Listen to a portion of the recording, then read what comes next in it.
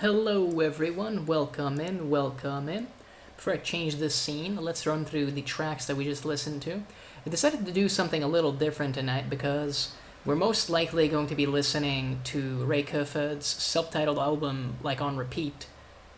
So I busted out 3 songs from last night for the intro, and these were, and let me check it out right here, just so that I make sure that I get it right. So the first one was Lucid Mayhem, the second one was RX RPG, and the last one was Do Not Reanimate. All 3 by Andrew Holschult. I hope I pronounce his name right. I have no idea. But these are off of the Nightmare Reaper soundtrack that we had as our background noise basically last night. Great little album. The game itself is okay, but the album is fantastic. And let me move on over here. Hello. It's a weird wave, but hey, it's how we do things. And let me put on some music now that I mentioned it. Mess around a little bit with the sound. Yep, should be okay. Yes, this is gonna be Ray Kerfoot's like full album that he put out. I guess not really self-titled, just like the only album that he ever put out. And we're gonna be listening to it on repeat until I get bored of it, and we might bust out some other stuff after. I'm not sure.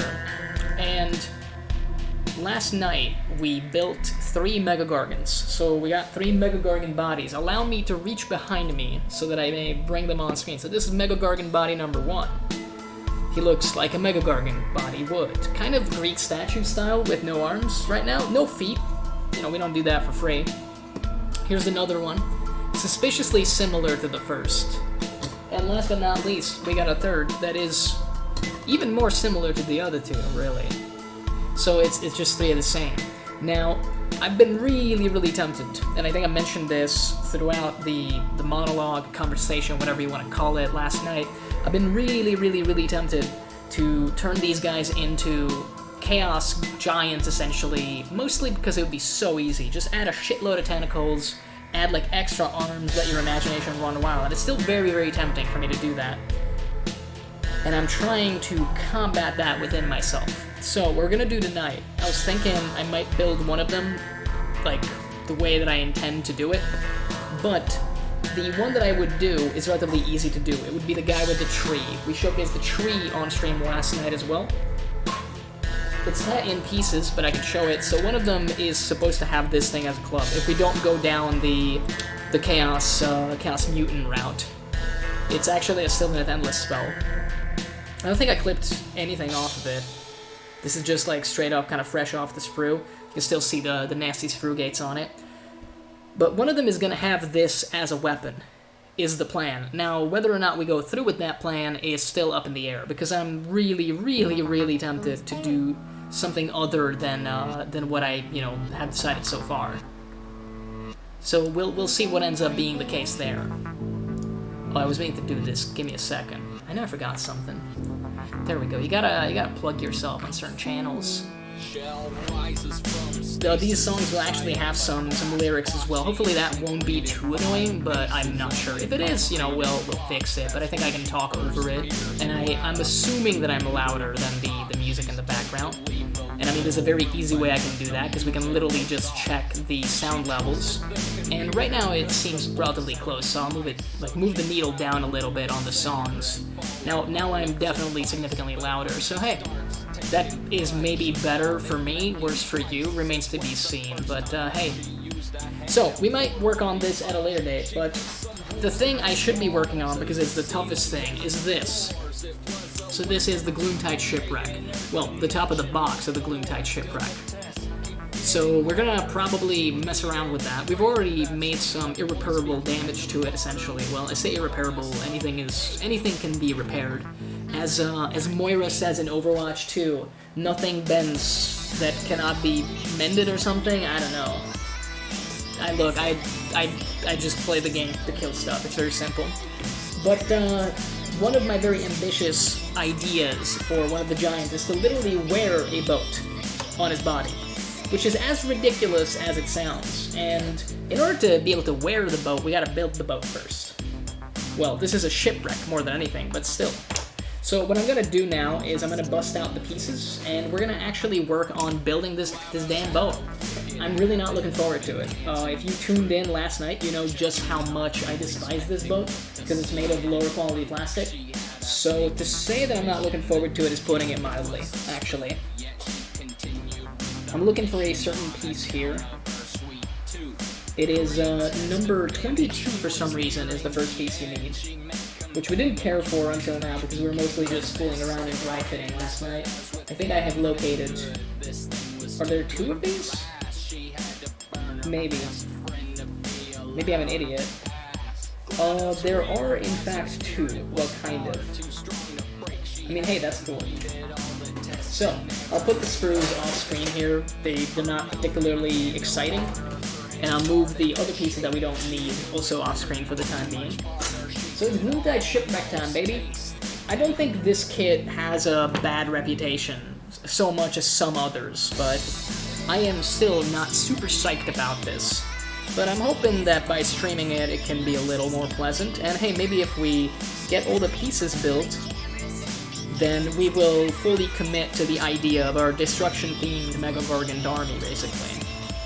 Because I'm very, very tempted to make Giant Chaos Spawn. Kind of inspired by the horror classics. But I also really, like I mentioned during the previous stream, I really dig the whole idea behind destruction. It's just real simple, just a bunch of drunk assholes that are super strong, super durable. Of course they're gonna throw their weight around. It's kind of cool. Oh, and by the way, before I forget, I will share the album's YouTube link. This is all copyright free, by the way. Let me paste it in here. So if you want to listen to some of Ray Kofid's work, I've already linked some of his stuff like separately before, but this is his actual entire album that you can see here. And this is what we're going to be listening to. I really recommend you check it out. It's some older stuff. 2015 is actually the re-upload date. So some of this, I can't even remember, bro, like when this is from, but it's a while ago that some of these came out. But they're still really, really good. I mean, I like them. And there's quite a bit of range with this guy. He did some industrial music. He did some techno and trance. A lot of it is, like, somewhat politically charged, but I don't really mind it. And I don't think the man has, like, a bad message that he was trying to say with these, essentially, or send with these songs. So there you go. Give it a listen after the stream. I mean, you can start blasting it right now, although it might get annoying. With me also playing it. And if I start losing my mind, we'll put on Ex-Military from Death Grips, because I'm pretty sure that's copyright-free. Copium. Actually, I have to look into more copyright-free songs. But it has been a fun adventure so far. Video game soundtracks, of course, always a good idea for that. But yeah, so these are just basically 2 sides of a wooden beam in the center here that are going to hold the boat together. Structurally, some of the most important pieces, and they don't have that much in the way of mold lines. We're also gonna sand them off. Now, I don't know how much it shows up. I think because of the blaring light, it's barely visible, but I never cleaned up the mess from last night. I shifted some little things around here, but it's still just as messy as yesterday. And do as I say, not as I do. You should ideally clean up your workspace after every session, because there's gonna be a lot more fun coming back to it. I didn't do that last night, because I kind of didn't realize how late it had gotten. And I was like, holy shit, I gotta go. And then I still ended up wasting a bunch of time hanging out on my sofa, just looking at pictures of Mega Gargants, trying to get inspired. And I did find a picture of one of the conversions, the tree conversion that I'm gonna do, although the pose I have in mind is a little different.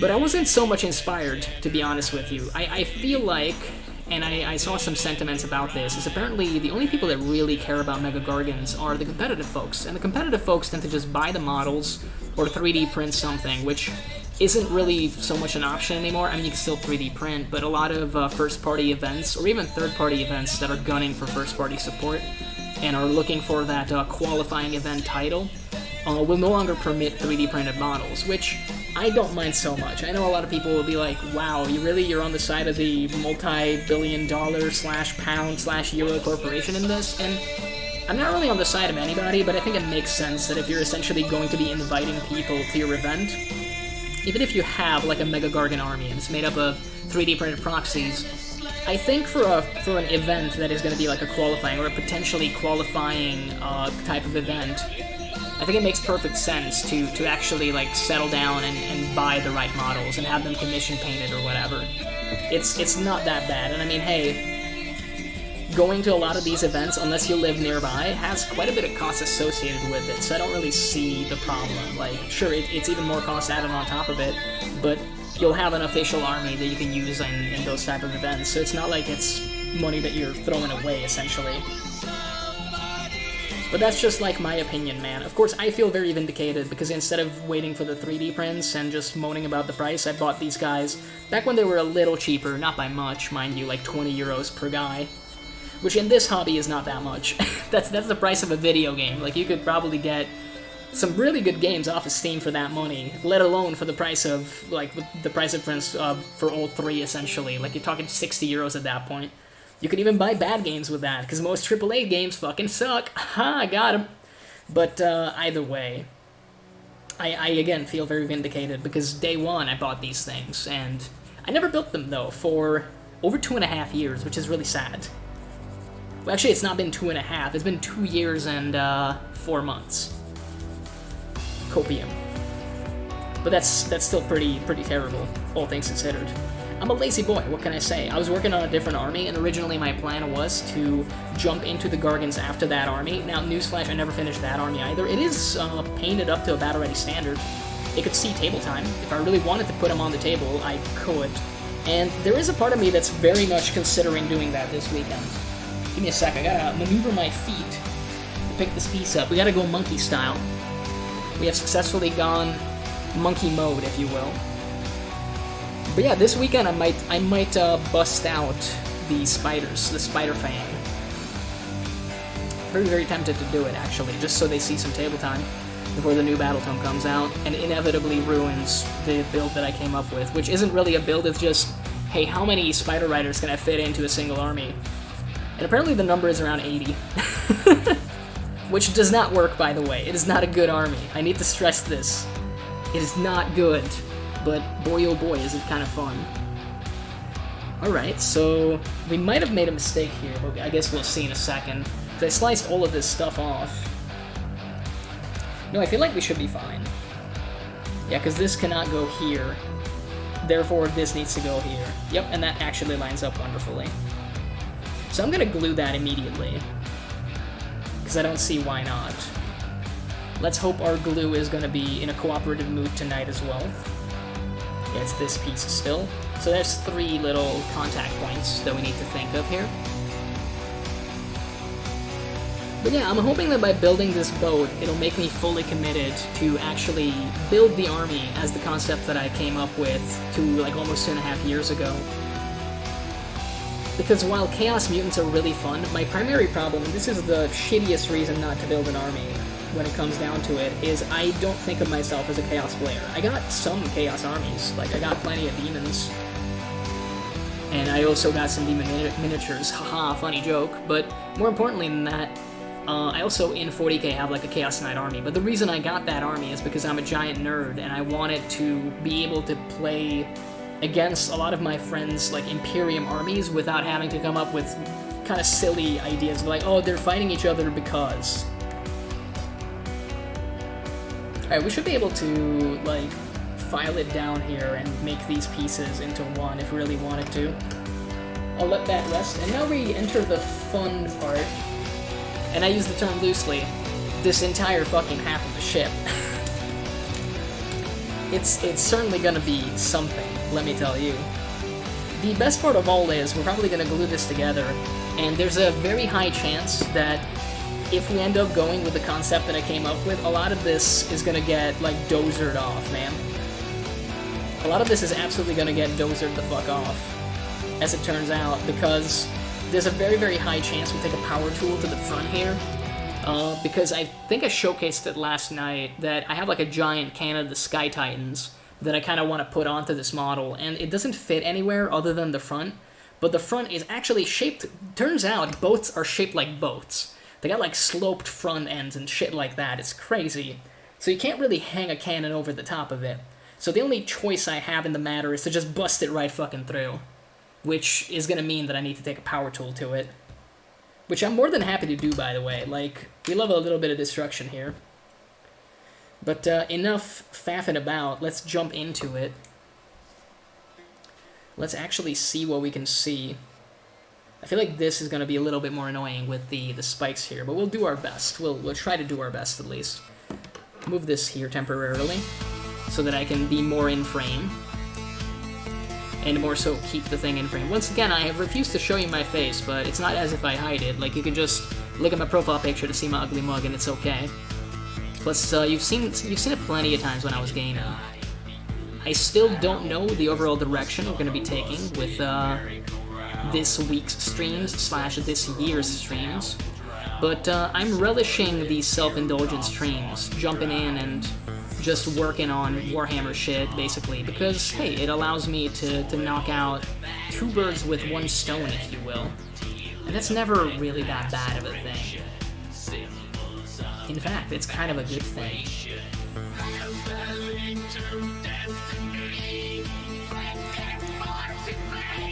Alrighty.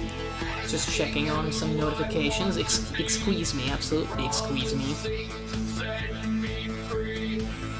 Yeah, I hope you guys have been having a good 2023 so far. I mean, it's been a mixed bag for me, with some work stuff, but it's very chaotic these days, so it's all up in the air. There's some stuff that could cause a lot of trouble, actually, going forward, but we'll see. Hopefully, we'll be able to figure out the solution to everything in time, and that's more so what I'm focusing on. I'm also trying to manage my time a little better than last year, which is also, incidentally, why I was able to actually come online tonight. So it's not like a big accomplishment, but it makes me feel good, because it's like, yeah, like if I fucked around a little bit more than I needed to, then it could result in me not being able to stream tonight, and I'm kind of happy to report that I am indeed here, and I am live, and doing my thug thizzle, as some would say. So hey, maybe we'll keep it up. I mean, I'm definitely not gonna be coming online tomorrow. I won't be pressing the go live start streaming button. It's actually a start streaming button with me. I gotta let you in on a little trade secret. I'm an OBS nerd. I'm an OBS nerd. I guess, I don't know, somebody recommended OBS to me before I learned to stream Elements, and I do have Stream Elements downloaded now, but I haven't used it. I did set up follower alerts, actually, so that's new, but you don't really need the actual installed version of good old Stream Elements for that. You just need to go in on their website and link it with your Twitch, which I didn't know it was that easy, which is why I didn't do it for the longest time.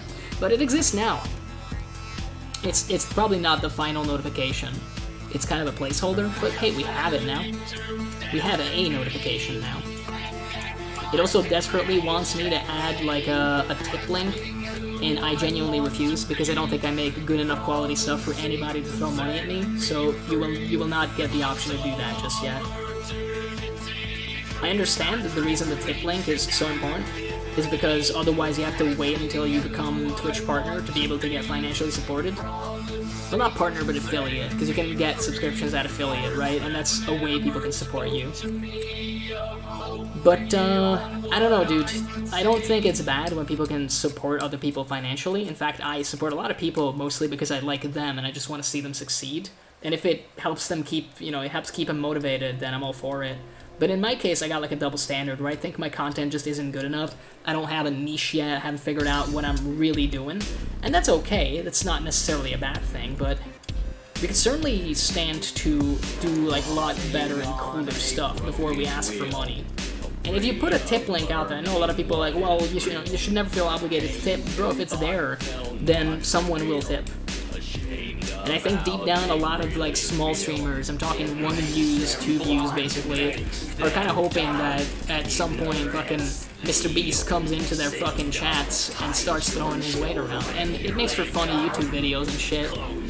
But I don't want to get like $50,000 out of pity, essentially. Because let's be real, some of those videos are basically just that. Like, look at this pathetic small streamer, they're not even doing anything cool. Here, have some money. And I'm like, yeah, I don't want to show up in one of those. I'd rather make my own embarrassing clips, thank you very much. I think I got that on lock, actually, so don't you worry your pretty little head about it. I'm also very, very much debating getting my hands on a 4th Mega Dargant, because we will need one anyway. regardless of what way we end up going, the thing that's keeping me from it in a big way, on the one hand, is like some financial stuff where it is expensive. It's something that I can afford, but I'm like, do I need to buy it just already? Like, I'm still not even done with these 3. But at the same time, it would probably be better if I could, like, kind of prime these together. Although, because of the size, it's gonna be hard either way. We'll figure it out. I gotta sleep on it a few more, basically. And that's absolutely a-okay. But we will have to buy a 4th Mega Garden, along with some other things. 40k Land is getting its Arcs of Omen, like, expansion pack, and also the new Grand Tournament. And I gotta swoop in on that for sure. Although I got a bad feeling that they didn't print enough of it, and I'm once again gonna be left without the Grand Tournament booklet. I don't know why GW thinks people won't buy it. They did one bad one that nobody bought, and then since then they've kept like the same unit values essentially. Like they produce the same number as that one time. Even when they make a good publication and people want to get it off of the shelf as soon as possible. It's funny how that works. I think I'll get these little holes on the inside on the way back. It's currently the plan. But yeah, we're just, you know, putting together a boat. Here's hoping we put together this boat.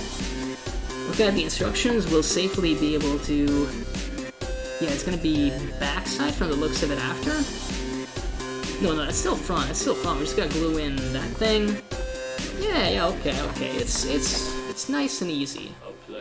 We don't even have to add the bottom. It's all good. We got some cool tunes in the background, some funky music, as they say. Most of these songs you've probably heard already in some capacity, because as it turns out, I kind of use them for all sorts of purposes on my stream. And the big reason for that is because I like them. Like, Ray Kofod is a very, very inspiring musician to me.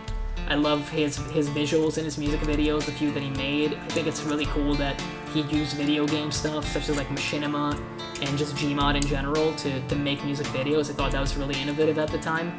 Even though a ton of people were doing it, not many folks were doing it to the same quality as he was.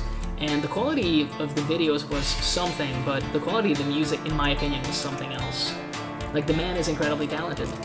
I've personally emailed him to tell him so, and funnily enough, he has also even responded. So he's very down to earth. I don't think he has any idea of how fucking cool he is, which, as it turns out, most people that are fucking cool have that, because I know a couple other people that are like that make some cool shit, or just in general awesome people, and I keep telling them that they're great, and they never believe me. Man, I fucking wish those people could see themselves with my eyes. I think it would fix their self-esteem problems, like, so fast. Because some of these folks that I'm talking about here, I look at them and I'm like, god damn, dude, like, they're so awesome. I wish I was half as awesome as they are. I tell them, and then they're like, oh no, I'm not even anything special. I'm like, bitch, you are. Shut up. Shut up and let me appreciate you.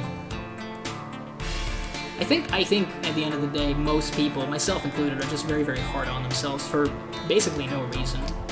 And it sucks. It kind of sucks that it is like that.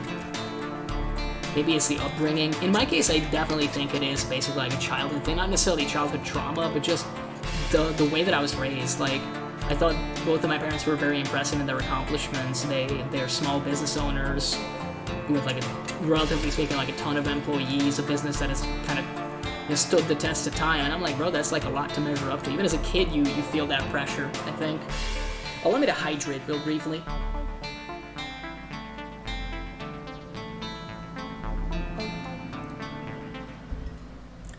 I drank very, very little water today, so I'm gonna do my best to actually hydrate in the evening now, to make sure that I don't die when tomorrow rolls around. Part of the reason for being bad at hydration was that in the morning I went to the public defense, the final defense of my brother's fiancée, who now has a doctorate. So go her. Matt, congrats on that. Again, that's really impressive, and I don't think she really understands what she's accomplished.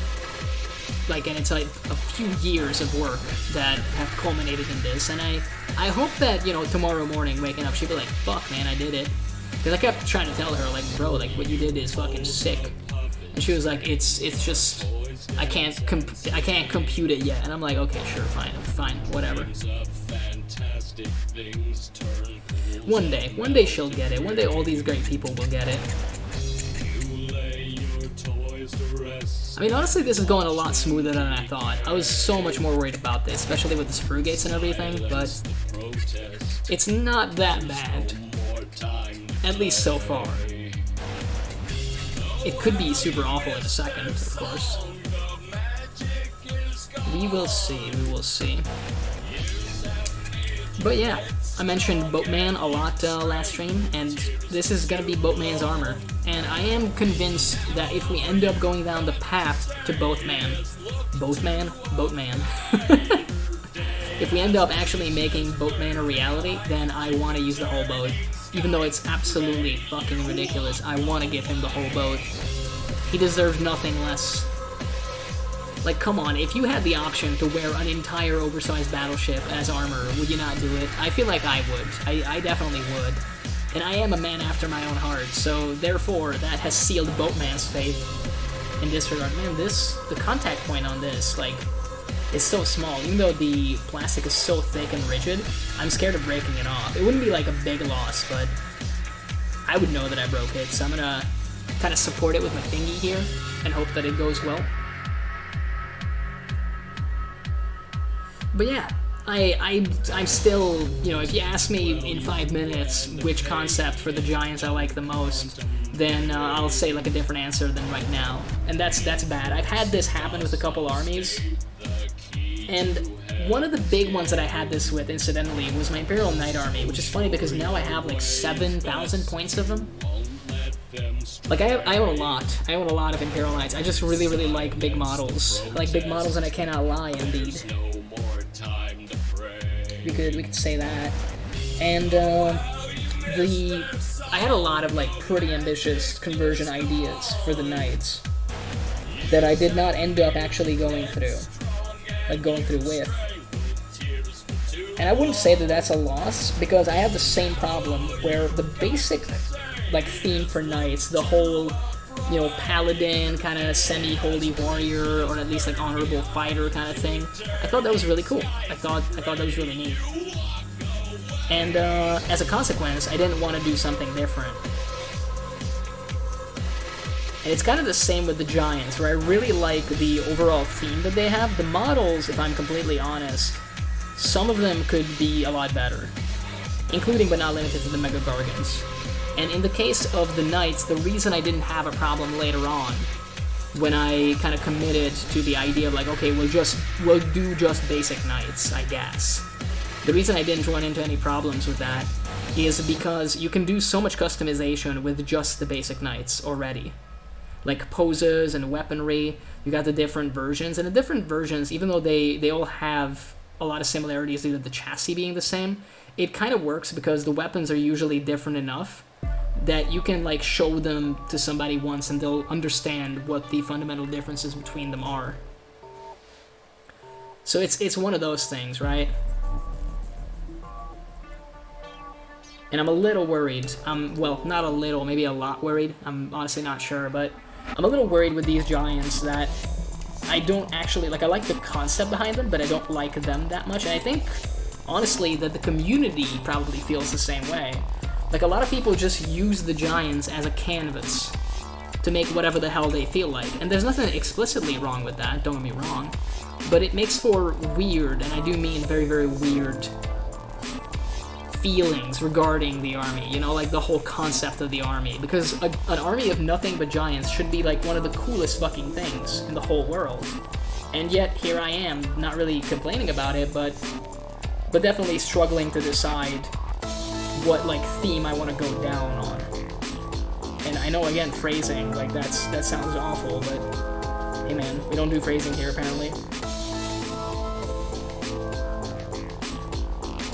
So we'll have to decide. I do like my destruction theme idea, but I've always been tempted to jump more into chaos, because chaos conversions are fun and easy. You can just go crazy with green stuff, and it'll look great, basically. So that's very, very tempting as a consequence. Gonna try to take like a little triangular piece out. I think we have succeeded. Yep. Gotta clean it up a little bit. Nice. It's not like so bad if it's a little rough around the edges in this case, because it actually is kind of the effect that we're looking for. But yeah, I think a lot of people treat Sons of Behemoth as just a canvas to put their favorite concept on, and that's kind of neat as well, but I really want to make like a definite theme for them, you know? And the big thing that's keeping me from going into it and just like haphazardly deciding on something is mostly that it's an expensive army that takes up quite a bit of shelf space at the end of the day. So I don't see myself making a second Sons of Behemoth army, if that makes sense. Like, I really don't see myself doing that. Which might be silly, because, you know, I don't know how much I'll fall in love or how much I'll fall out of love with them just yet. But we'll figure it out. We'll figure it out together, I'm sure. Just carve in some little scratches and nicks and battle damage onto these beams. I don't think it's gonna matter much, but once we add some shades and stuff to this, it's gonna look a lot better. And it's better to basically do this now than to have to paint these on by hand. Also a possibility, but freehanding these things, while it's not so bad, like I can think of worse things, I'd much rather just let the technical paints do their thing, essentially. It's just a boat. I mean, eventually, I guess the cool part is going to be once we put the Gargant inside the boat, he can sing the I'm on a Boat song. That's pretty fun for him. I hope it's going to be fun for me too by that point. Like, we're kind of already full committed, at least in terms of the boat, because we have sliced the beams here that would otherwise connect it to kind of its scenic base, I guess, if you will. I think we might do another, like, sharp cut on this beam over here. It's been quite a while since we've done one of those, so I don't think it's going to look too repetitive. Could probably get away with it. Allow me to go in there. Now this is the part where you might like say, oh, maybe use a hobby saw. I have one, but I'm too lazy to actually unpack it. I need to like go back in a little bit. It's very sharp on this end, but this end is not going to be so visible, so let me cut back here. Yeah, that looks a lot better. You can kind of see it on camera there, I think. Well, let's see. Okay, I'm going to clean up the edge. And then we're going to add some of those trademark little cuts. Nice. Just go deep with those because they're going to get filled up by paint super fast. Even these, like, relatively deep cuts, well, at least the seemingly deep ones, will probably just take paint really easily, and they might even get filled up too fast. Part of me that's thinking, like, do we take, like, a little nick out of here? I guess we could also sharpen it if we cut from this side. Let me, like, try that, make it thinner from the back. I'm kind of shaving off a piece. Yeah, change, like, the silhouette slightly. Not enough, but it might be good enough for what we're after. And this one kind of already, because of the clipper, almost has like a hole in it, so I'm going to try to put like a little dent into it, straight in the center. Oh, sorry, my face is itchy. Nice, that's a nice little bit that we took out. Okay, that actually looks like pretty good to me.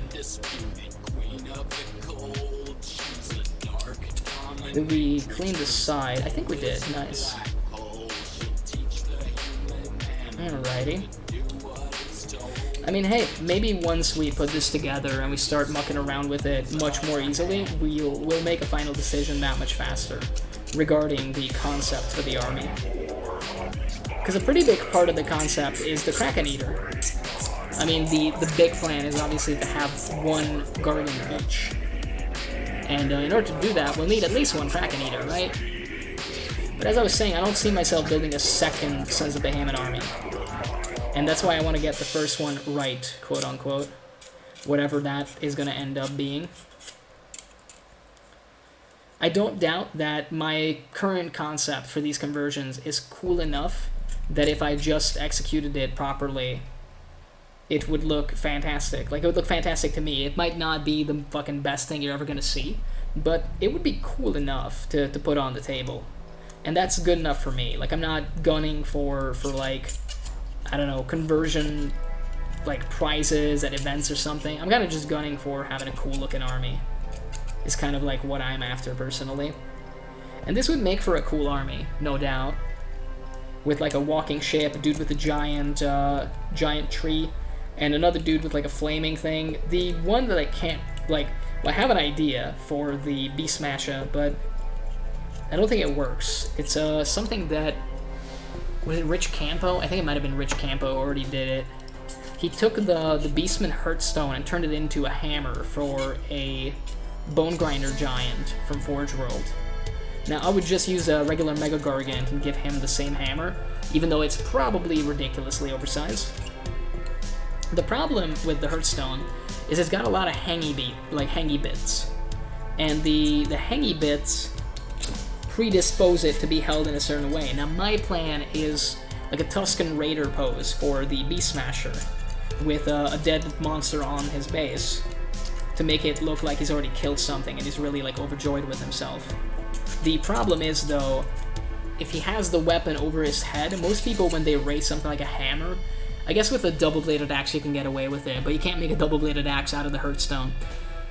So most people, when they raise a hammer, the actual business end of it is going to be facing upwards, but in the case of the Hearthstone, the business end is going to be facing downwards because of the hangy bits. It's kind of the only way that it works, unless you want to individually scrape off all the skulls, at which point you're losing so much detail that it begs the question why you're using the Hearthstone in the first place. You might as well just take, like, a random piece of plastic and turn it into a boulder, right?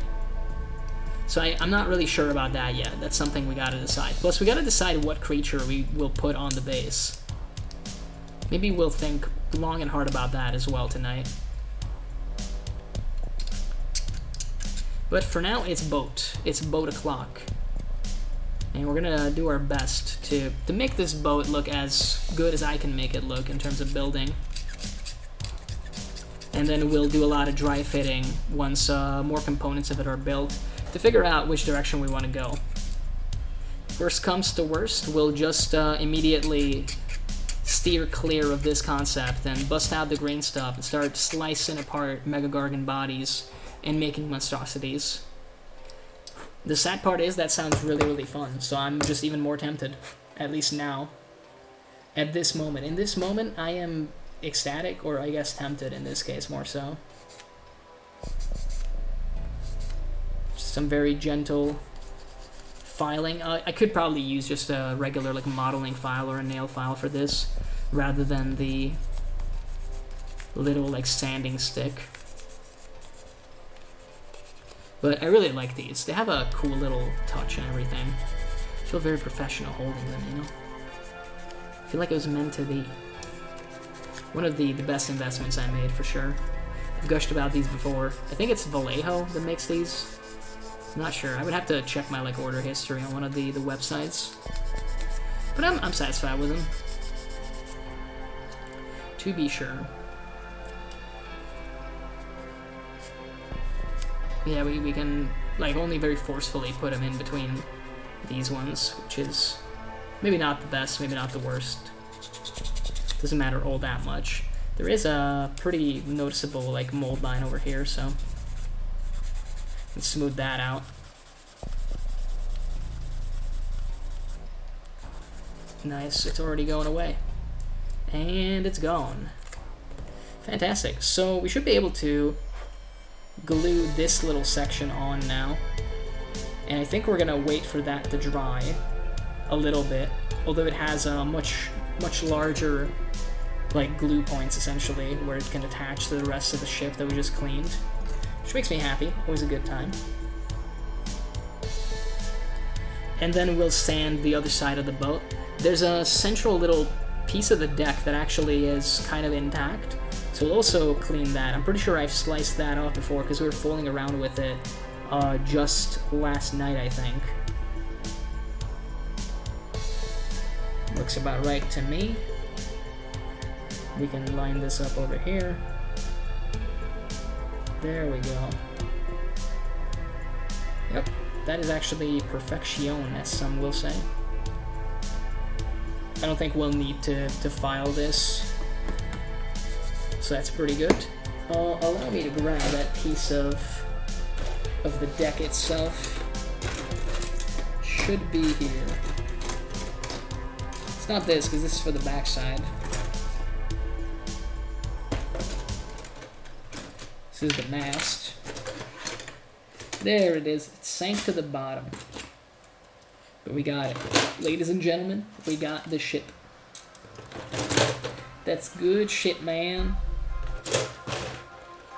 You think we can maybe like slice some of those fish off and incorporate them into the ship as well? It'd be kind of fun. Ooh, Reign of the Disruptors. This is such a funny song with the music video. It's fucking Dr. Kleiner and Dr. Eli rapping. It's so stupid. 5 non-compliance verdicts just this week. So don't confuse me with my brother, the good old days. My problems, I use guns on my fist. It's a funny little song, dude. Oh man, I'm like literally watching the music video in my head. I've seen it so many times that I think it lives in my head rent free.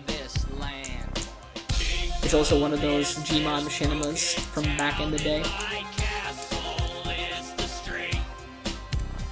So far, this boat has been going a lot more smoothly than it has any right to be, which honestly makes me a little bit scared. Because when you're dry fitting stuff, it's often harder.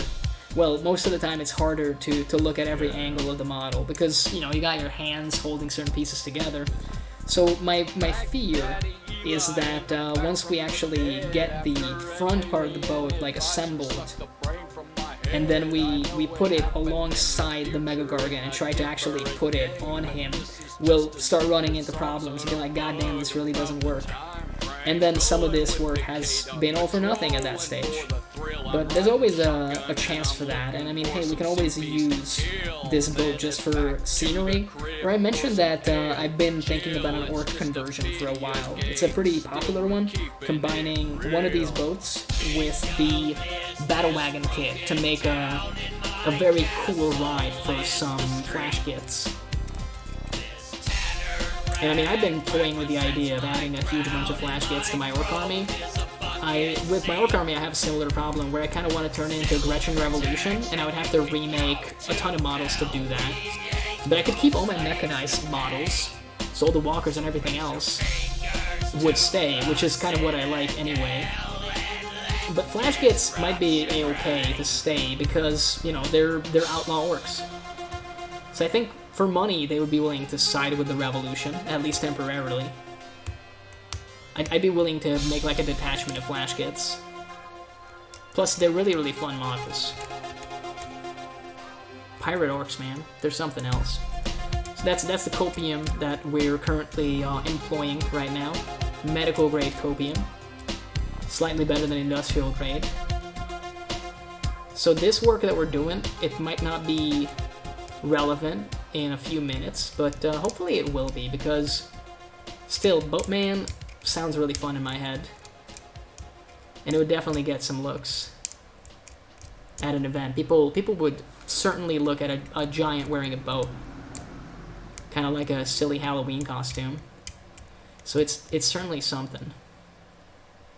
Come on, buddy. There you go. I know you had it in you. Some of these frigates are real stubborn. But we can remove them.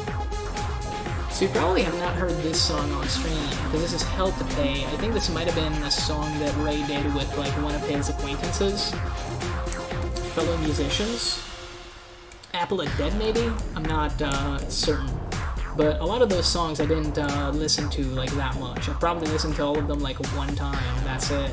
While his solo stuff I devoured and downloaded at every opportunity. So this is kind of new as well for me in that regard. Because I probably haven't listened to it for, oh, I don't know, like a quadruple digit amount of times. This like little part of it is weird, I guess. I never noticed before, but I have definitely given up on the idea of turning this into a shield. I can tell you that much for sure. And the reason for that is because I don't think giants should have shields. Giants should have clubs. Giants can wear armor, but I don't think a giant would have a shield. It kind of goes against the whole idea of what a giant is. You're a towering monstrosity. I don't think you'd use a shield. Especially not the Warhammer giants, you know? The guys that don't give a fuck about anything and are just going crazy all of the time. Does not seem likely that they would do anything like that. Allow me to read some of this for a second.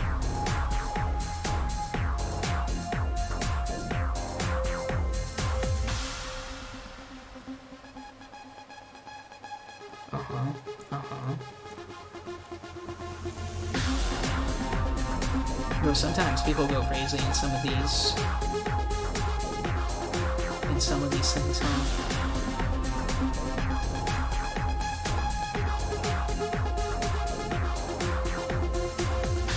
Okie dokie. Well, I mean, hey, we looked at some stuff.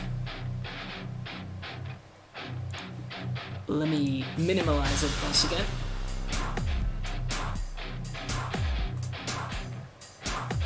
And also hydrate real briefly. And now we're back to scraping away at plastic.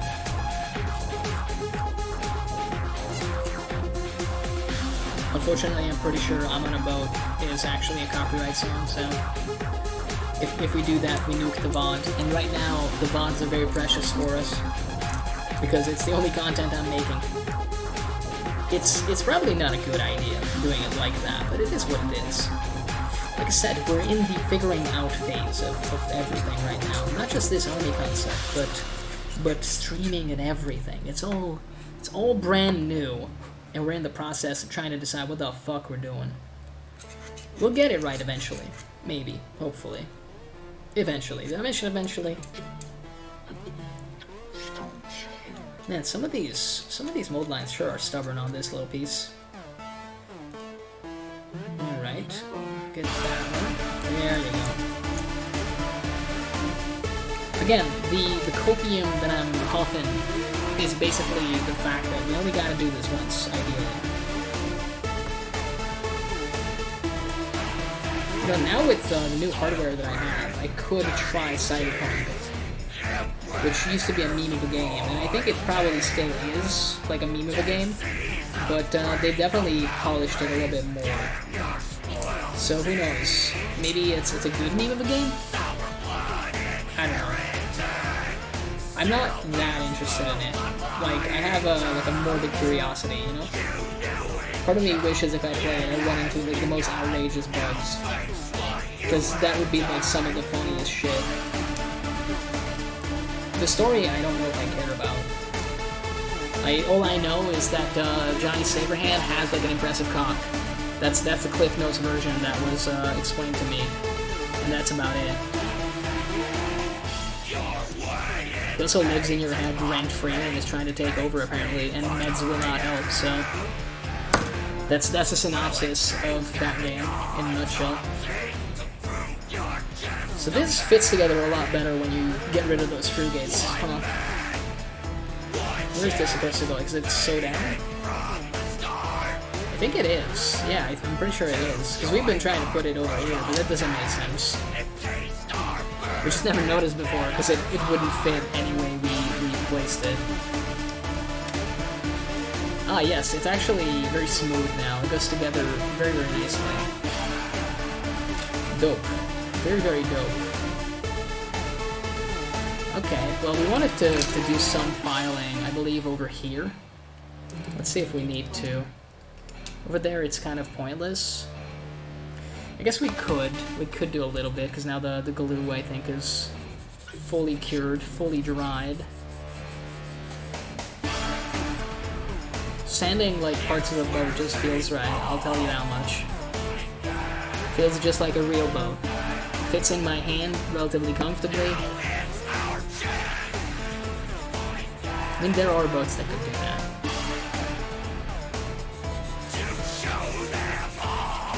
But yeah, this is a miniature battleship. Well, the wreckage of a miniature battleship. Yeah, I mean, like, I don't know all the boat terms, man. It's a boat. It's a pretty cool boat. There's also a part of me that was heavily considering building a Nighthawk army, but the theme would have been, like, kind of Viking or, like, Raider-style forces on ships. And I would run the max number of black coaches, which is 4, I believe, because I'm pretty sure those count as behemoths. And I would run like a bunch of spirit hosts, and I would convert the spirit host from the Lord of the Rings Army of the Dead models, because they look pretty baller, actually. And for some reason, the idea of putting like more than one of those guys on a base really appeals to me. So if we don't end up doing this, then that's also a direction we could take. And there's one thing that really makes that appealing to me, I guess. And I'll go and open up some rules right now to just look at some stuff. The big thing that kind of sells that idea to me is recently my friends and I were talking about maybe starting a new league. Well, not a league, but like a... Oh god. I'll say it eventually. Narrative campaign. That's the one. That's the thing I was going to say. And we would have one Order player, one Chaos player, one Destruction player. And normally I would play Destruction, but a friend of mine already plays Destruction, so I was thinking, hey, maybe we could play, instead of anything else, you know, I could play Death, because we don't have Death in there. But then I was thinking, like, what the hell am I going to play with Death? Do I care for anything at all? And I thought that I don't, but now that I'm remembering this, I'm like, I guess I could play, you know, like a Black Coach or 4 with a bunch of Spirit Hosts and just have fun with it. So maybe that could be a thing that we do. We'll figure it out. I mean, numbers-wise, even 4 black coaches, which, by the way, would mean we need 4 of these ships, so maybe we won't do that. You never know. You never know, we might not do that, actually. I guess we need, like, somebody to lead this. How expensive are the spirit hosts anyway? 125, huh? Oh god. I messed it up. So, I mean, hey, let's open up War Scroll Builder real quick. You'll have to excuse me, I won't change scene for this, because I'm just doing something dumb, essentially. Yeah, let's select the faction, and unit-wise... let's see, Spirit Hosts. We'll copy that 3 times. That's the minimum battle line that we need for sure. So the 4 black coaches. I mean, that leaves plenty of points for potential heroes and stuff. Although, I would probably want just a hero that synergizes well with some of these guys. I think probably Knight of Shrouds and Ethereal Seed or something would work. Can we increase... Yeah, we could have like 1 unit of 6 at that point, reinforced, or maybe just another unit of 3. So 12 ghosts, 1 dude, and 4 ships. Doesn't sound that bad, but maybe the number of ships is too high, and maybe more spirit hosts would be better. Could be something that we do. So again, we got contingency plans, it seems, which I think in this case is good. It's pretty good as far as these ideas go. Because it means that if we decide not to make a Boatman, then we can do something else with our boats.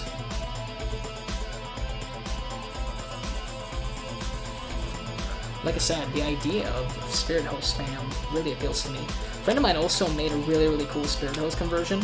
It's actually like fairly simple. Because essentially what he did was he took he combined like the Spirit Host bottom parts, you know, the little wispy ectoplasm that comes out of like skulls and graves on the bases that actually connect the models to the bases. He combined that with the new skeleton warriors that have like the kind of wraith cloaks and stuff like that, and it looks fantastic. I think he only ended up making like 1 unit of 3, but it's probably the best looking bunch of spirit hosts that I've seen. So I'm actually very heavily considering asking him if we do end up making like a death army of like, yo, can I steal that idea though? Because it seems fan-fucking-tastic. I guess we could also play Nighthawk, like go serve, not have that as far as ideas go.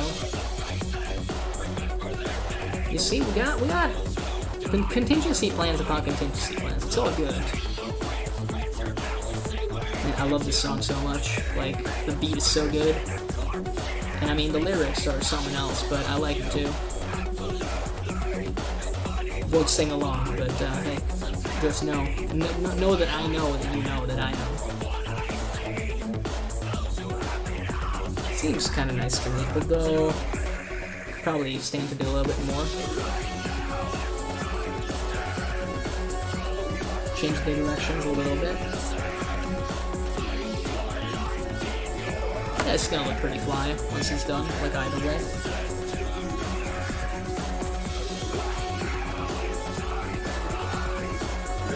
Alrighty. And I think this is kind of clean now, so we're completely free to actually glue these bits now. Let's go around the side. We might have to burn out the nozzle because it's been a while since we've touched our glue here. So we want to go into these little crevices here. Over here. All along the side. And these actual like beams now serve a functional purpose, which previously I thought were just badly cast because I kept trying to put this thing in the wrong location. As it turns out, I was a dumbass. Nothing new there, huh? Yeah, that lines up real nice, actually. And it doesn't really show that it's, you know, separate. I guess because it's a plank construct, it, you know, kind of looks believable even with gaps, potentially. Kind of clever. Alright. Now we do have to consider adding a bunch of glue to other places. So if you'll excuse me, I'll do just that. So we gotta glue all around. A lot of attachment points now. I hope that it doesn't start drying by the time we put it all together. So I'm trying to be like fast about this. Alright, a little bit more. I think that's like the last section, so we have to glue for this. Yeah, that actually goes together very, very smoothly, huh? It's almost like that was kind of the intended way of putting it together. It's certainly looking like the front end of a boat. Kind of pulling it apart, but other than that, it looks very believable. Okay. Do like a little bit more sanding after. So this is gonna be the part that makes or breaks tonight. Because I'm about to take a giant, El Gigante Maximo, and kind of put him into the boat and see what's what. Yeah, this is like massive. This is so huge. He gets lost in this. You can barely tell there's a man in there. But that's the folly of Boatman, right? Good old Boatman. So this doesn't look bad. Like, it does not look bad until you consider one little aspect. So, like, look at it, like, now. It's like, it's a man in a boat, kind of oversized, kind of ridiculous, kind of silly. There are a couple things that we need to consider. So, for one thing, I'll grab the base from this box. So this is a 13 centimeter base. I'll put it right over here.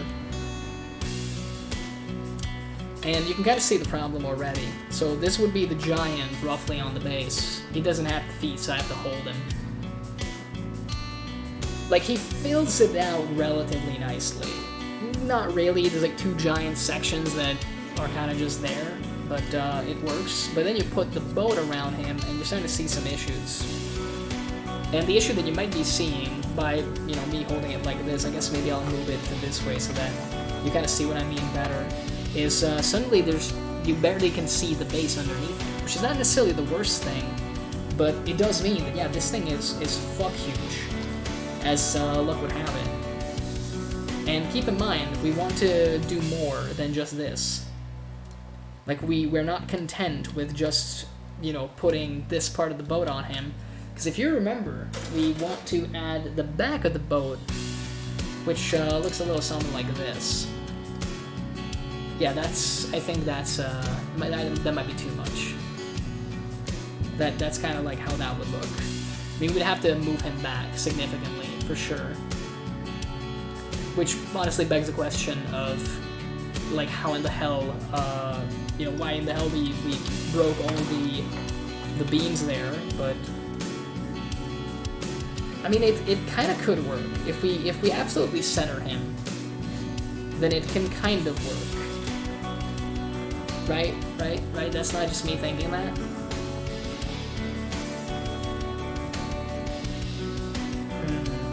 I mean, there's a couple things here we gotta absolutely, like, consider. So, a couple things that would make this a lot easier. The dry fitting. I mean, this thing, you know, existing in the shape that it exists in is good, because it's easier to handle now that it's one piece. If we could build the backside to essentially have this same thing, that'd be even nicer. And if we had feet on this guy, that'd make it even easier. So, I'm thinking we'll grab a box here and look at some bits and decide which feet we're gonna want to go with. So my man can either have sandals or regular old feet. Did the sandals look like any better than his feet? Because his feet don't look bad. They got like a ton of inlaid detail.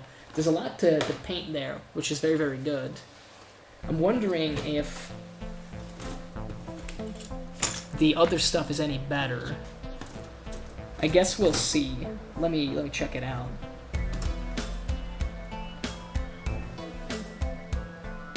I guess the feet, if we put the sandals on him, he's got like more detail to paint. There's a little bit more detail to paint on him.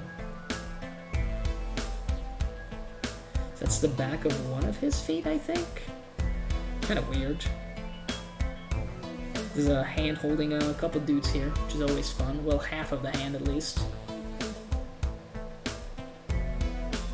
Let's take a look at the assembly instructions, okay? Let's do that. I think we can safely move this box back. Keep you in reserve here, and allow me to thumb through this real briefly while we wait for some of these things to dry. Oh, so he's got separate heels for that as well. Okay. That makes sense. That actually makes sense.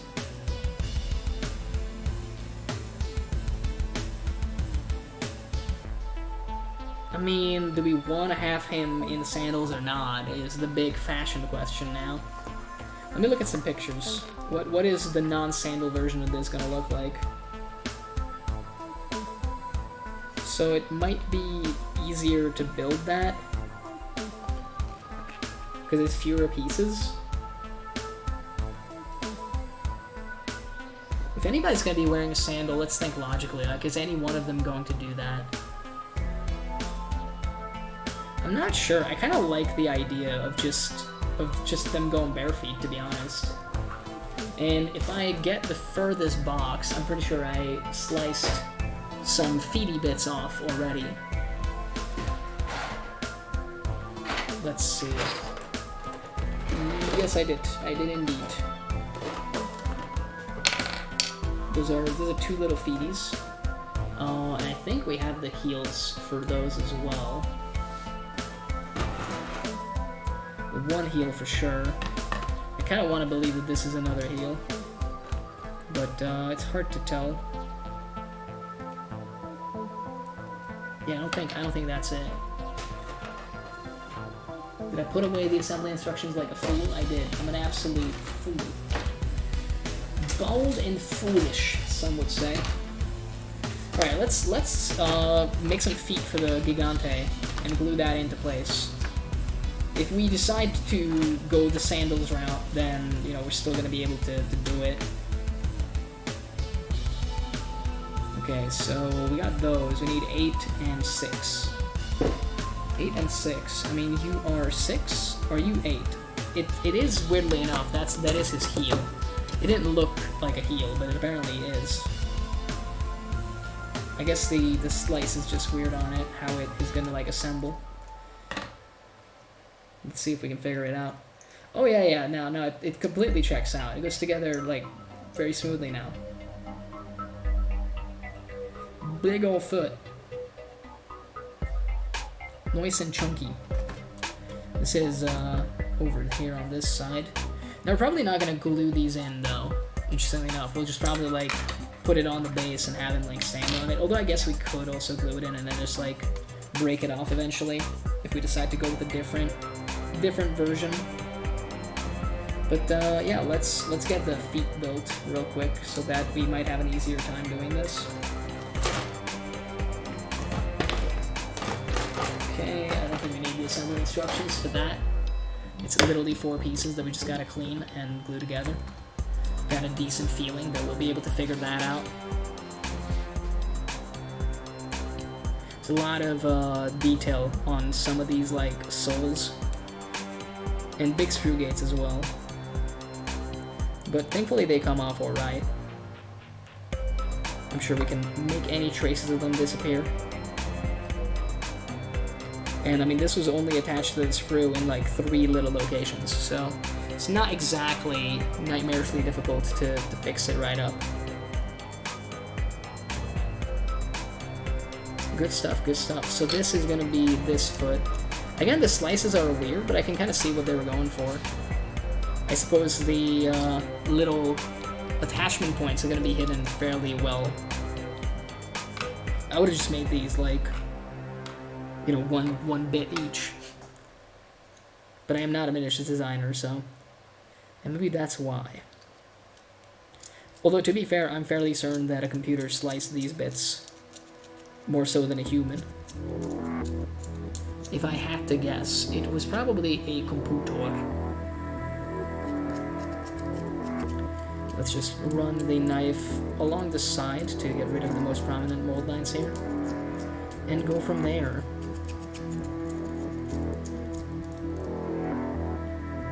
We might glue these in, to be honest. We can always like break them off, even if it is plastic glue. Perfectly okay, and a possibility. And if we're gonna reposition the model greatly, then I think a little bit of breakage is fine, because we're gonna employ a lot of green stuff. And I mean, hey, in the end, if we go the chaos route anyway, then we might not even use these feet. Or we might use all the feet in one box for one guy and turn the other guy into a slug or some shit. That is the beauty of chaos, that you can consider these as options. Okie dokie. It's got some gnarly fucking nails, man. Definitely could use to take care of those a little bit more.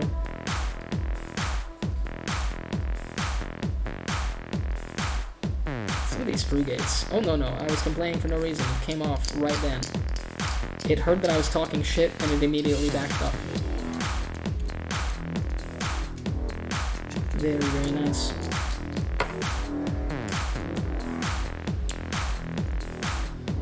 I think that's just supposed to be like a... Yeah, that's a little bit of detail. It looked suspiciously like a mold line, but I think it's just an old scar on the foot.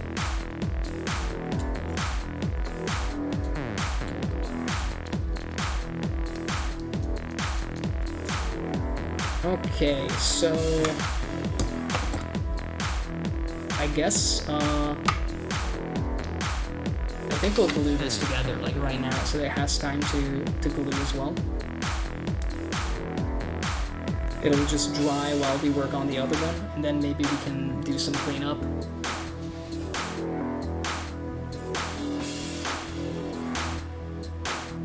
It is another thing we can check with the boat, but I don't know if I want to. I don't even know if I have a base that size, actually. I was thinking of checking it with a night base, because I'm pretty sure the Black Oak is supposed to go on a night base.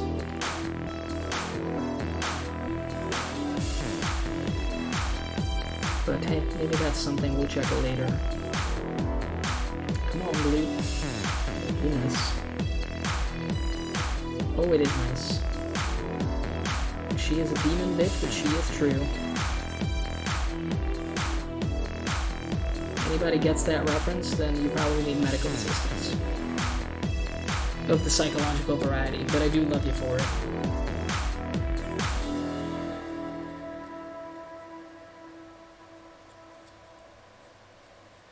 Okay, I mean, hey, that went together very nicely. And it is a very, very solid chunk of plastic now. Chunk of plastic. It's a chunk of plastic, let me tell you. It's just a foot. Look at this. Look at this. For once, it's free feet. For free? I mean, I don't know, bro. If you like that, then I don't know what to tell you. That's not a perfect specimen of a foot, but hey, we don't kink shame here. Alrighty, let's clean the other one as well while we're at it.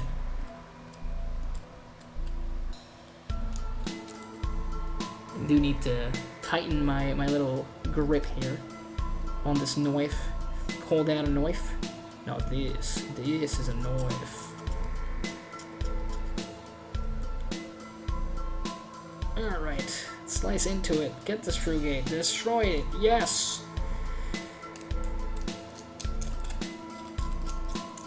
You know, part of me is also considering, like, fucking dropping all the high and mighty, holier-than-thou ideas that I have and just fucking building these out of the box and accepting the criticism of, like, yeah, they look the same. I'm like, yeah, but who gives a fuck? I mean, the problem is I would give a fuck.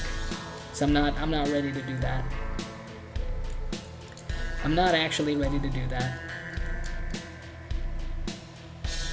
Still so conflicted. Like right now, if you ask me what path I want the army to take in terms of theme, I would say chaos. I right now I'm feeling like chaos, like taking it, mutated giant chaos spawn looking dudes, tentacles all over, disproportionately long limbs. On like one side, just a bunch of shit. I feel like my crazy imagination could run wild if I went the chaos route, and maybe I'm denying myself the fun of doing that by saying stuff like, oh, but I'm not a chaos player. So I don't know what the right path for me is, you know. I'm sure a lot of other people have had that problem, maybe with different things in life, but right now I'm having a crisis of identity over plastic models, dude. That's where we've gone to right now. The two like feet on the base just look funny, like nothing else. It's just like, hey, there's my Mega Gargan. The important bits are there. He can stomp. Where's the rest of him? Oh, he fell into a pool of invisible ink. If you must know, bitch. All right, let's clean it up. Let's clean up our language a little bit. I am pretty crass, in case you haven't noticed. We talk smack here. Talking mad smack, but hey, I am as God made me, as some would say.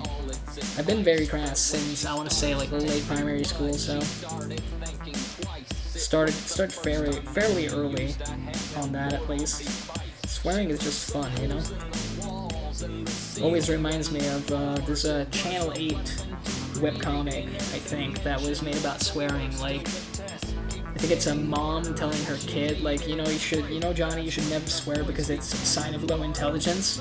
And then the kid goes to the living room to talk with his dad, and his dad just says, like, good thing your dad's a nuclear fucking scientist. And for some reason, I've always found that really funny. Like, it's dumb, but funny.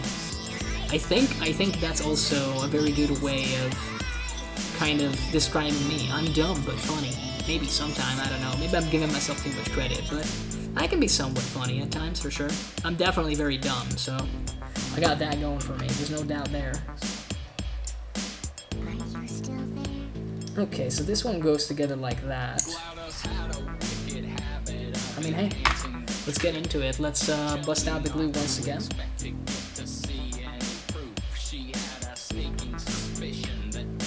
It's gonna go like that. It's not particularly difficult figuring out how this is gonna go, because you just need to find the heel and then attach it to the foot the way a heel would be attached to a foot. Let's see. We're on round 2, by the way, of the Reika Foot album, so there's gonna be a little bit of repetition. Hopefully you won't hate me for that. Like, I really don't mind repetitive stuff in the background. If it's just the same thing looped, I'm totally okay with it. I know some people might, like, lose their fucking mind. But, that ain't me. I think it's time to burn it. Burn it to the ground. Yeah, it was gunked up. It was gunked up good. We do a little arson, you know? But it's all good. It's all in good fun. Nice. It's flowing so nicely now.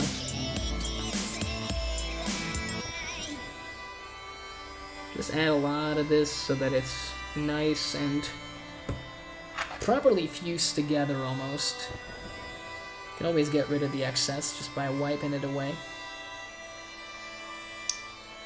Hey now, buddy. It's supposed to click together, not apart. Didn't we have some fun? I think it realized how it needs to go. Yep, it is almost perfect right now.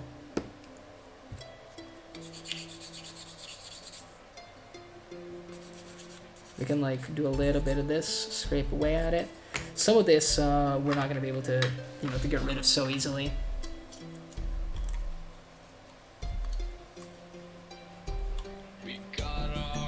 Okay, so how would this go in here? I think like that. I think we've successfully found it. I'm going to glue the feet on while we still have the glue flowing. And we may come to regret this later. So this is one of those moments, like, you'll remember all your life where you were when Mumbles glued the feet on. If I end up changing the concept. Even if I don't. I mean, for some of the poses, we might need different, like, positions on the feet. In fact, probably for all of them, if I'm honest. So, again, this could be a mistake right now. And I think breaking this off is going to be difficult, but doable. Absolutely doable, so there's a lot of little tricks there. Now, a smarter person than I might bust out the super glue for this, because super glue makes an actual physical bond that isn't the plastic fused together, which is oftentimes easier to break, especially if you stick it in the freezer. So that's what he looks like right now with the feeties on. The positive of the feeties being on is we can now like look at it a lot more easily if we actually keep it level. If we let him just stand on our table like that.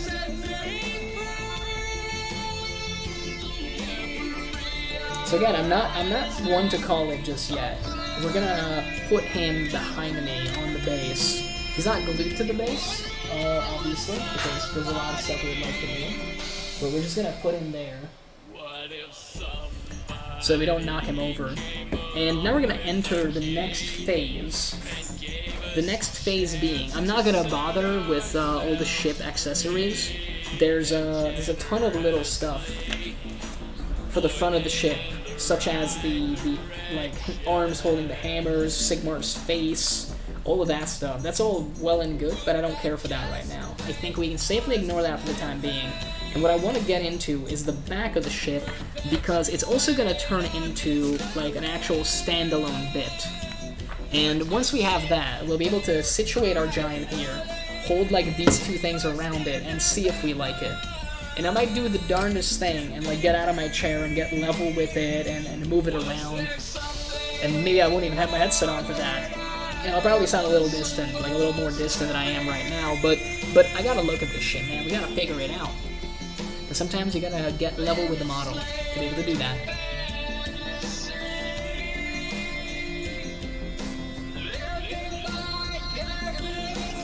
Sometimes you also gotta hydrate. Oh, I'll probably need like some more water later. But right now I just finished the glass that I had. And it felt good. It felt good. Water is pretty good. It's a shame I don't drink more of it. Because I'm an idiot. To me, these bits, is that circular bit. Of course, the circular bit. It's a big favorite of mine, the circular bit. Let me like cut out all the stuff that we might need for this. It's gonna make me happier to see how much work we have before us. rather than just, you know, like constantly keep running into like, oh no, let's just see it day one. Let's immediately accept our fate, basically. There we go, and we got the succular bit that I keep mentioning. The succular bit? That's different. You can search for that on a different site. I don't think you'll find it on Twitch, but there are certain sites that offer that as a service. The succular bit. Is it succulorbit? Or succular as in, like, adjective succular, meaning sucky? I'm not sure. Look, we're coming up with new words here on the regular. You'll have to excuse me. Sometimes I don't know what all of them mean. Maybe it's for the best. I don't know. I got a feeling that, yeah, oh my god, I figured it out. I'm so smart, it's almost like I build models sometimes. Please congratulate me. It's probably out of frame so you can't even see, but how the fuck is this gonna go together? I don't understand. Oh no!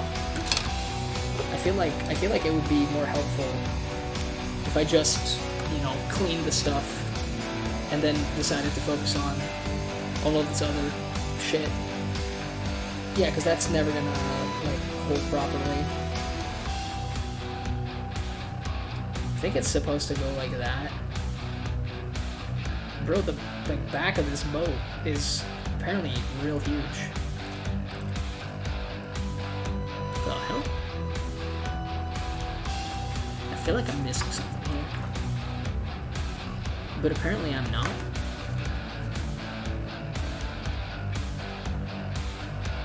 Like, I'm confused. I'm so very confused. I'm just trying to dry fit things to get like a rough idea of stuff, and it's not working, to say the fucking least. Okay, so yeah, I got that part. I mean, I guess this would be helpful if we put this here. Yeah, so that goes there. You get this thing, which actually is built rather smartly because you can tell where it's supposed to go just based on this. Although it's not going to go there now because screw gates are... It's not even the screw gates. Maybe it's not supposed to go there. I'm confused. I've confused myself once more. Oh no, I think I figured it out. I was confused because I thought it would work differently than it was going to work. But I think it's supposed to be... You know what? Let's just go one piece at a time, okay? I thought we could just like kind of click it together and have like a good idea of how this is going to work. I'm increasingly starting to realize that is going to be false. That is not going to be possible. Now, due to the fact that this is going to be super far off from our good friend the Mega Gargan, I'm kind of thinking that we'll just like not bother cutting the beams. I think it's good that we cut them in the center, but I think for the rest of the stuff we can safely not necessarily have to do that. So it's okay. It's okay. We can get started on this. We can figure it out one plastic bit at a time. And these are again big bits, big old bits. But hey, sometimes you gotta get the big old bits before you're allowed to have the small bits. And we know that these aren't that nightmarish to clean, actually. So let's get into it. Rather than complain, let's be proactive and get into it and get intimate and just do all of the fun stuff. Scraping away the day again. Scraping away the day. I've been scraping all the day away. I'm so close, yet far away. I mean, hey, sometimes it's easy to change the lyrics, apparently, when all you gotta do is change one word. Alrighty. Yeah, these mold lines aren't that terrible, actually. Maybe this was better cast than the other sprues, because they're not even that prominent. This is certainly not a bad kit, I can definitely say that much. I had a lot more insecurity about this, and apparently maybe it was unnecessary to have all that. because it's still fairly easy to clean, and honestly the mold lines in between the little sections are almost invisible, so they're pretty well placed. This thing got tooled for a sprue pretty nicely.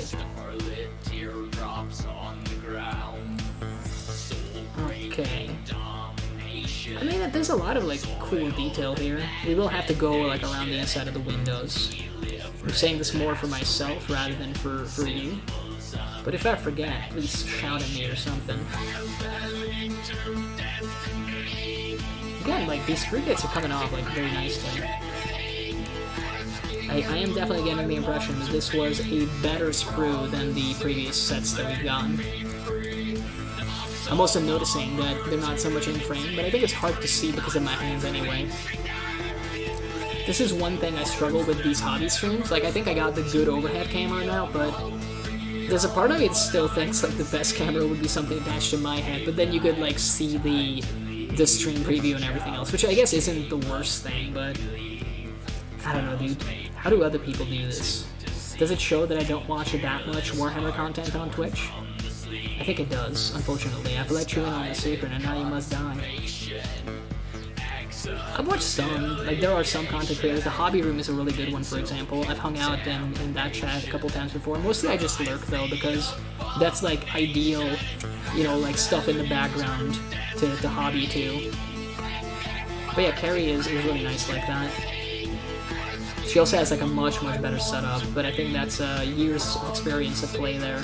She's been doing the Hobby Room for how long now? I think a couple of years. It's a good little channel. They have a give shout-out button on this old Twitch. They have a guest star thing, but I honestly don't even remember what that is. I got the pop-up for it some weeks ago, but I'm pretty sure I read it, but I don't remember now.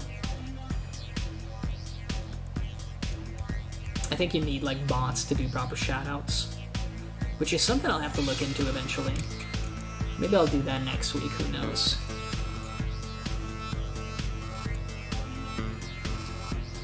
Alright, let me get rid of this.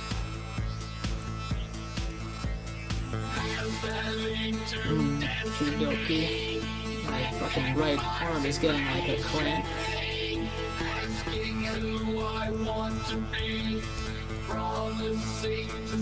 Okay, yeah, this is like going by relatively well. We'll get the windows after we start like going back the side, like down the side.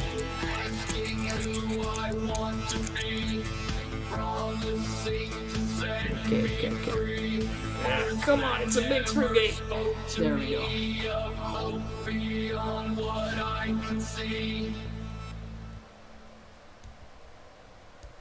How do people do this all the time on video, man? It's difficult.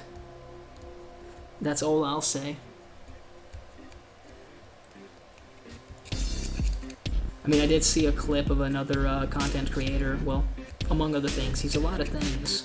Who's trying to showcase how to open up a paint pot. And the most important part of the opening process is not actually in frame, as it turns out. So I was like, that's a good video. That's a great little bait. Essentially, like, hey, let me show you how to open this. Oh, by the way, you can't see it. But I want to talk. Most of the stuff that I've been talking about has been off camera tonight, as it turns out. Not all of it. Bro, I'm starting to get worried, to be honest with you, because I keep like asking myself, you know, I have an internal monologue of sorts, and right now it's very simple, because all I'm doing is asking myself, like, hey, so chaos or destruction for the Gargans? And it keeps coming back chaos. I keep going like chaos. And it's starting to scare me. I guess it's just the idea of sculpting a bunch of tentacles and doing all sorts of weird shit is very appealing. I wonder if I still have. I don't think I do. I had a document, like, way back when for this army concept, for the Freaks of Behemoth, but I don't think I kept it. I guess I can check it, but... Close your eyes, accept your fate. No, I don't see it. And I think, oh, maybe, no, this is just some other thing I was working on. No, I still have it. I still have it. I last opened it on the 5th of September, 2021. Let me take a look real quick. Yeah, I ended up putting like 2 of the concepts together in my head. Some of these are like really dumb. In fact, most of these are pretty dumb.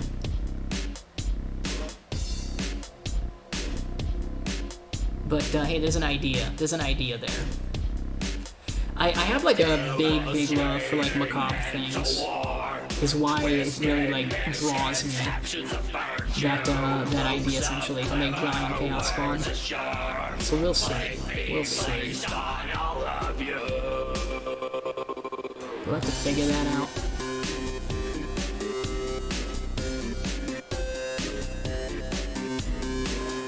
Man, this will need a lot of like sanding. It's got like a rough texture to it, almost like there's a fingerprint in it, which is a bit weird. Let me like move around in my chair. I got like awful posture. I'll tuck myself in to the desk and hopefully that'll help things a little bit. And maybe I won't screw my back over completely. You never know. Wouldn't that be a lovely possibility?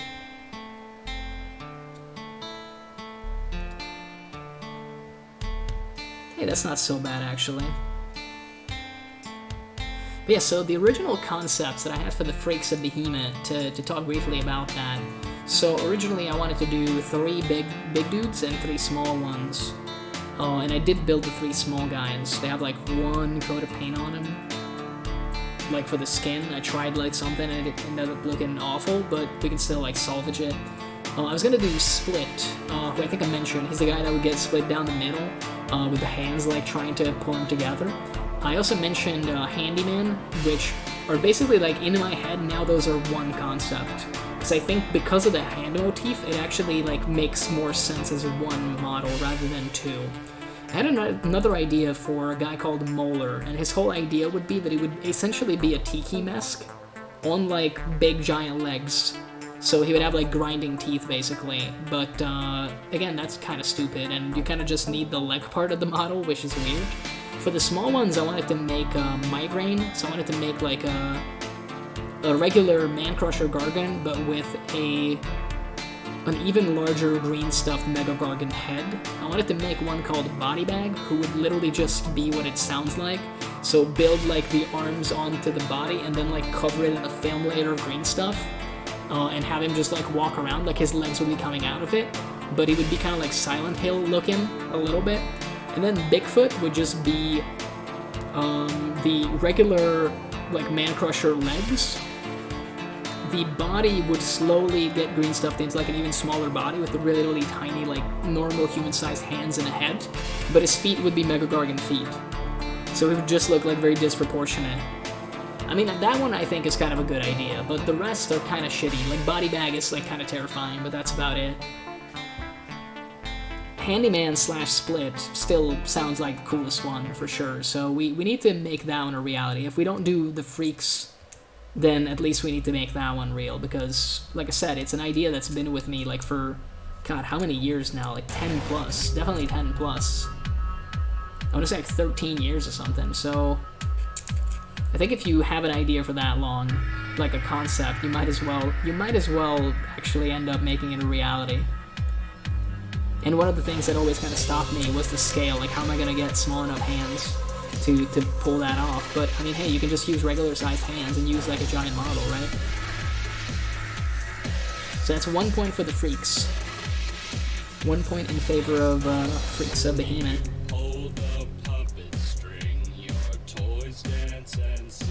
These windows are not actually that hard to clean, huh? We'll probably get the nail file out for these, just to be on the safe side. And then we might have to do like another little run through with the knife. But yeah, these like this chip has a ton of like nice little detail. It is a Sigmarite ship through and through. It's got the twin-tailed comet all along the side here. It's got like a little inlaid detail of Sigmar on the back. It's got Sigmar holding Galmaraz at the front. I mean, hey, the humans sure love Hammerman.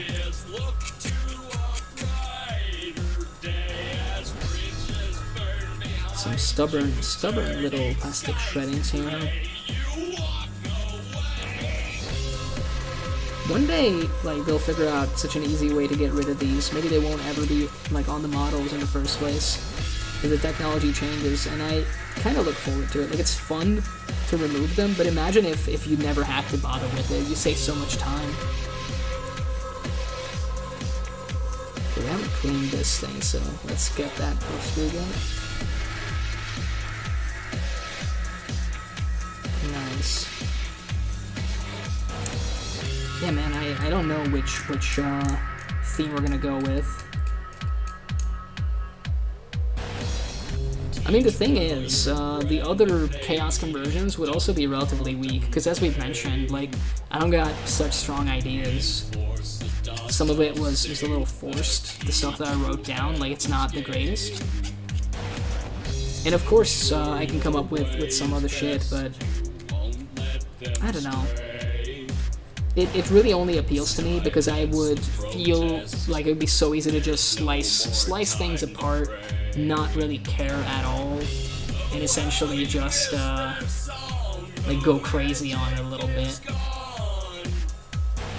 So I don't know, dude. It's tough. It's really tough. The creative freedom, I guess, is the big thing that appeals to me from that. And maybe that's like a bad way of looking at it. Maybe that's not so important. Because at the end of the day, the stuff that I would like to do for the destruction theme is also pretty creative, and it's not really constrained by anything other than how I want to achieve it. But still, it's a bit strange. I don't know why I'm struggling so much with this. This sometimes happens with me. Like, I am a terminal overthinker for sure. Runs in the family. But, I'm getting a glimpse into it now. It's actually, that cleans up pretty nicely, though. So far, so good. I'll go back in here, just real briefly. We're probably not, like, filed that down, and we're just gonna try to get the plastic shavings off, like, completely, which isn't always easy, but it's not impossible either. That's like almost invisible, the stuff that we're working on now, but it brings me joy to do it, so. Brings me joy knowing that it's not there anymore. Which can be a driving force all on its own.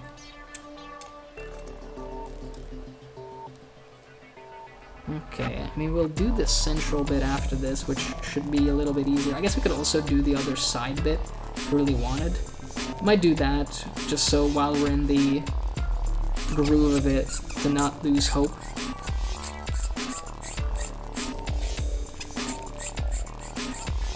Wonder if eventually they're gonna start recommending that you wear a mask to just like clean plastic models as well.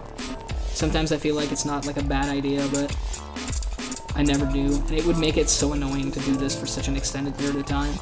I think due to the particle size, you're mostly okay. Like, these are pretty big shavings all in all. Although I guess with the dust that I make when I like start filing and sanding, it's different. Maybe I should wear a mask for that, who knows. It's probably enough plastic in my lung to make an entire model. Maybe not this boat, but some smaller. And hey, maybe that's okay. You gotta die from something. It might as well be from cool plastic models, right?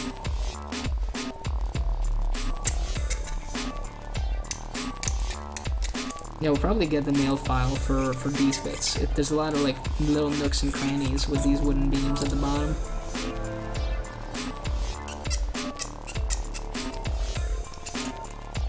To be honest, even if we don't end up using the boat, and I know what this sounds like. This sounds like, oh, I'm definitely going over to the dark side, going full chaos mode.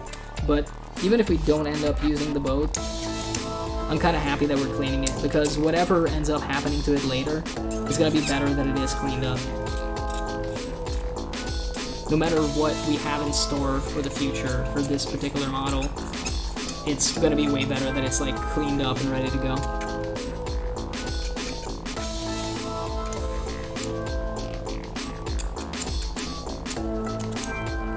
And honestly, these beams are like relatively easy to clean up.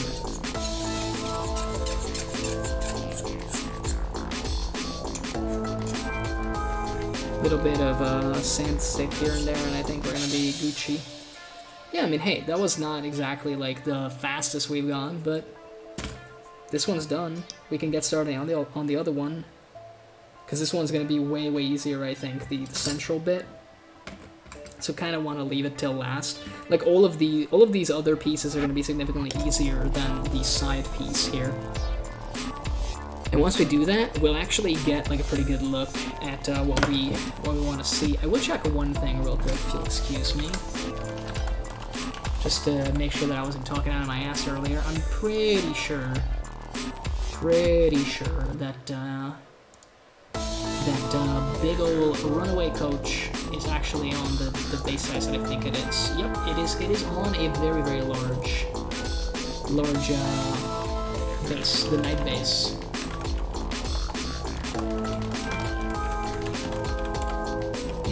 Also look at this for a second. If I've seen this one. I mean, it could work. It could definitely work, I think. It could absolutely work. So we're definitely considering some stuff here, to tell you the least. We also need to add like the guiding ore to the back, right? Because that's not something that I considered, but I'm just not realizing the shit's supposed to have that. Oh yeah. We'll slice that off after. It's not so important to have that like ready to go right away, but it is something we'll have to think about. People do love this fucking shipwreck. Kind of interesting that they also kind of hate it as well. Weird how that works.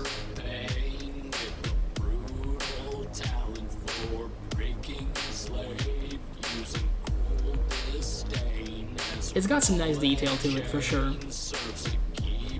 We'll figure out what we'll do with it. We'll figure it out. Alrighty, so this is the thing that's done, except for sanding and filing, so we'll keep it there. I'd rather do that on like all of them at the same time. And I guess we can start from here. And just like work our way up more than anything.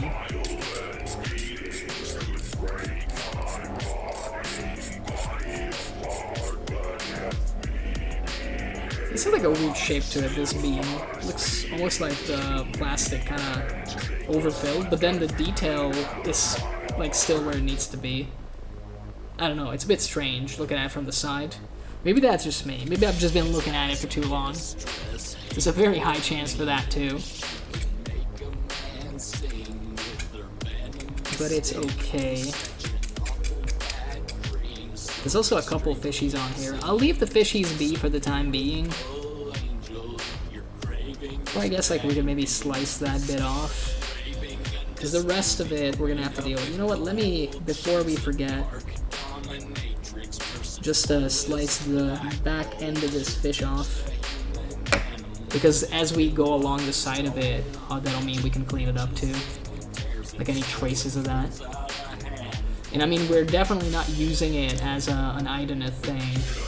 Which again makes me wonder if maybe we want to slice that fish head off too. Can we do that just with the clippers? I mean, barely. Poor little fish got his head demolished. But I mean, hey, he's not going back in the ocean. So I think it's okay. It's not going to be in Rush Hour 3, let's put it that way. It's a big chunk here that I'm trying to cut without necessarily slicing into my thumb. It's a compromise I'm willing to make, but not lightly, you know? Yeah, I mean, okay. That's good enough for us right now. We will have to clean that up a lot more, regardless of which direction we end up going. But it's good enough right now to proceed. So let us proceed then. Let us do just that. Oh, little tiny sprue gate, huh?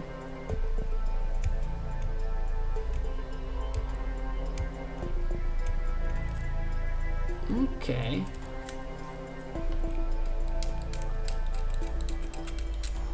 Some stubborn mold lines on here. It's very inconsistent is what I've noticed, which is a bit on a strange side, but not too bad, all things considered. We're making some progress at least. And I mean, the pivotal moment is coming up soon. Soon TM, of course. Patent pending. It's funny how that used to be mostly like a Blizzard thing, and then pretty much every studio adopted it. The meme in development of when it's done. Although I think when it's done is more like a Valve shtick, you know? It's more Blizzard that was always like soon TM, but they didn't specify. And it was always Valve that was like, hey, like, when it's done, we'll release it. Like, trust us, we're working on it. Kind of funny how neither of those companies, in terms of their, like, you know, games that they've output recently, have such a great track record. Maybe I'm still just salty about Overwatch 2, who knows. I talked about it briefly last night, like, if you're into the game, then more power to you. There's a lot of fun to be had with it, for sure, and I mean, I got my money's worth, so to speak, but right now I'm just a little burnt out on it, for sure. And even when I don't focus on the grind, when I just try to focus on nothing but enjoyment, I tend to run into some issues, basically, where I just don't have as much fun with it. For me, the best, like, Blizzard title is still Diablo, and I still haven't even played it this year, essentially. It's a good game, but I played it so much that I don't know if I really want to go back in a big way. Like, I had fun streaming it, for sure, and I had fun playing it with some friends, but I've been finding it more hard to just, like, settle down and play some of it. But to be honest, it's the same with, like, most games. This is the reason why I'm streaming just, like, assembling plastic stuff right now, because it feels better than just playing random video, you know? Video games are fun, but right now, at least this week, I needed something different.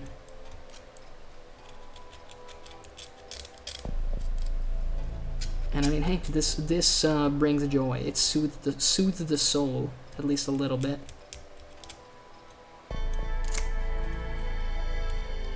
I did notice something weird about my Twitch, and I'm gonna check actually if that's still the case. So, I think I'm supposed to have VODs for like a week. Yeah, it's supposed to be a week. I have a VOD from December 25th that's just been online, and it's just been there. It's just been sitting there. The Killing Floor 2 and Chill video, and I don't understand why, because like that's so much longer than a week. Like that was the 25th of December. It should have expired on like January 1st. I guess I cheated the system because technically speaking, only 6 days passed in like, you know, until the end of the year, and now it's a whole new year. But even then, it doesn't really make sense, because then you'd think that it would expire on the 8th of January, because then that would be like a week basically. But now it's the 10th of January, and it still says it's gonna expire in 0 days, but it's still on there. So I'm happy to have a permanent VOD for some reason, but it's strange, isn't it? I don't think it's supposed to be there. It's even stranger because I've had other VODs since then. Like I've streamed after that point, so it really doesn't make that much sense. Not sure what happened there, to tell you the least. But hey, I will not be asking questions, I suppose. I had like 2 other streams after, because I'm pretty sure, like 2 days after, I did the Diablo stream that is no longer available, that expired normally, which means that my theory of New Year basically messing it up somehow doesn't track. And I also streamed 2 days after the Diablo thing. So I don't know how that all went down, but I have a random VOD that it's the thing that will not leave. So you're welcome, I guess. I mean, incidentally, if you're curious about any of the previous streams, this is the shilling part of the stream, which is kind of weird, but it is where we've gotten to. I do have an official VOD archive, and it has every single stream that I've done except the Nightmare Reaper ones, because I lost the VODs to that. I never downloaded them, and I initially foolishly thought that they would be saved forever, which they are if you're a cool person, but I'm not a cool person. I'm not affiliated or partnered with Twitch, obviously. And I think even if you are past a certain point, VODs do disappear, which is why people tend to keep VOD channels. But I just wasn't so focused on archiving stuff at the time. So it is what it is. But hey, if you're curious about anything after like essentially September last year, I think I have everything basically. So the Deep Rock Galactic Days, all the playthroughs of Shooters Blood and Teeth, a lot of Killing Floor 2 content, a random tech talk is in there. I think there's one Nightmare Reaper, like half a stream of Nightmare Reaper in there when I decided not to play it anymore, incidentally. And a ton of Overwatch 2, actually. Like, actually, quite a bit of Overwatch 2. I'm looking at it right now, and I mean, there's a lot of Overwatch 2, huh?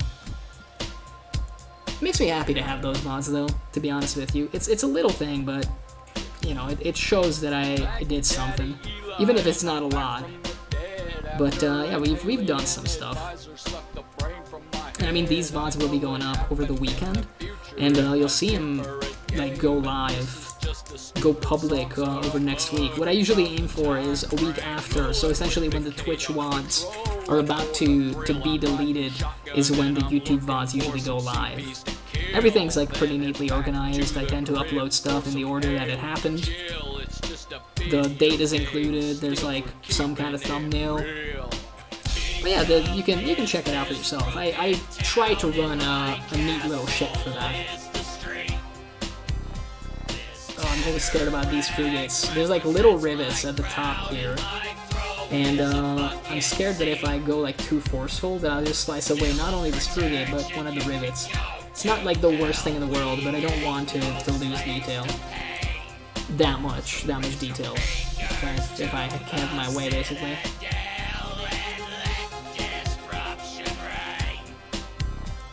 I mean,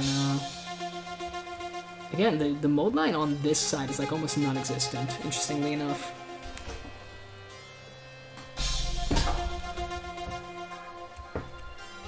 Settling in my chair a little bit, sorry if I knocked everything, it was extremely loud. I should get like a boom arm for the mic for sure. I don't have one right now. What I've done now is I moved the mic a little bit up. So it's slightly closer to my face, and also a little bit elevated from the table. Mostly like for dust and other reasons. But a boom arm would be significantly better. They're not that big of an investment, I just keep forgetting to actually get one. One day we will improve stream quality, Copium. For now, you'll have to live with the scuff. I mean, I have to live with the scuff. It only makes sense that you also have to live with it.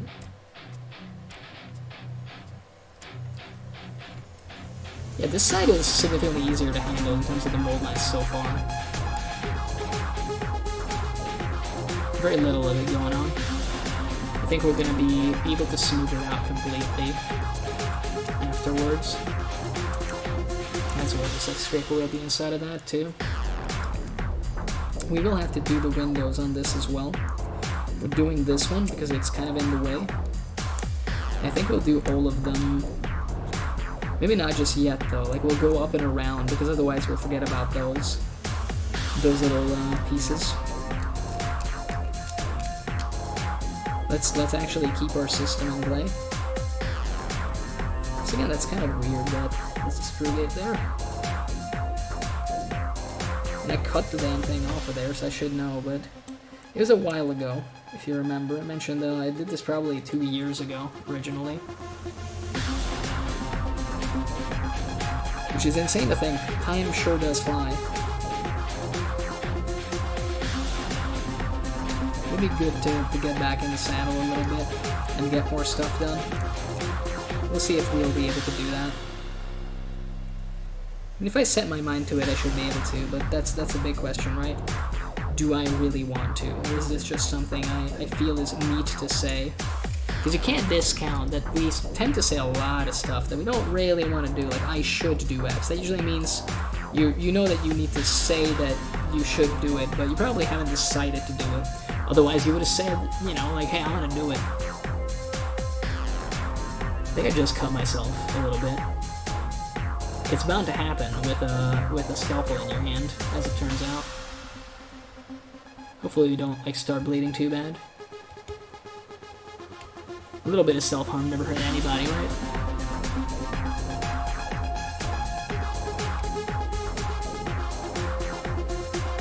No, I don't think we punctured the skin, actually. It's looking okay.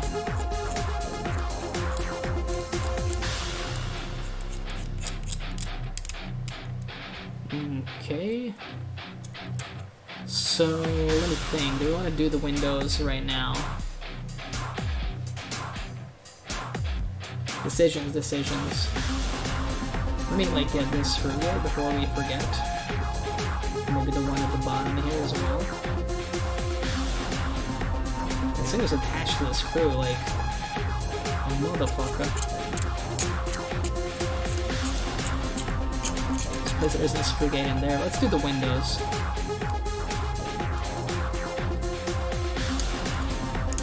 Try to get all the little plastic shavings out of there too.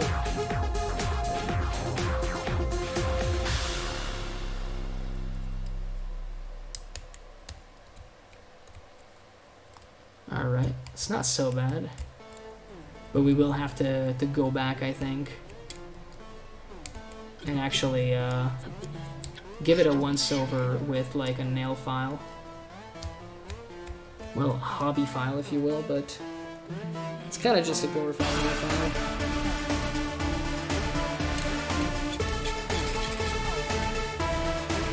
Alright, down to these parts, and once again I'm gonna go into these little holes and try to scrape out the mold lines that may in fact exist in this location.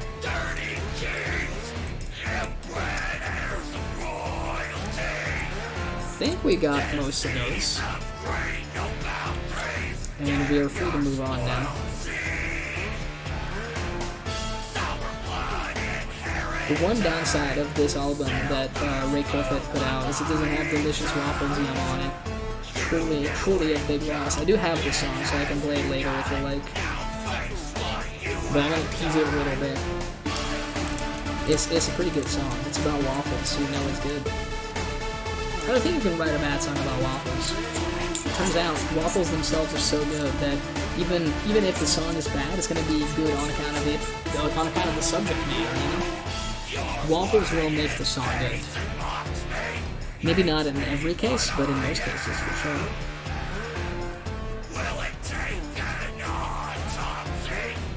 We need to carve away this over here.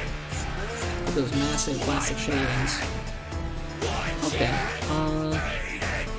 there's also potentially some mold lines in here. It's kind of easier to reach in here, so... And I do see some mold lines. Nothing major, but... Let's do our best to get rid of it either way. Especially on the sides here.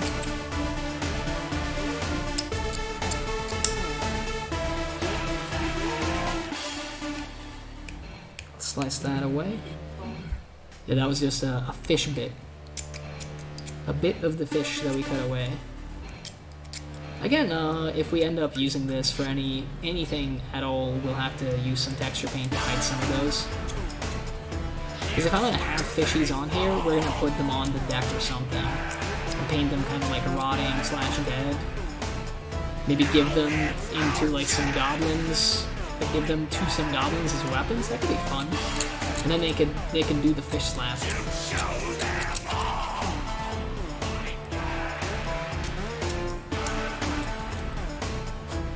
Alright.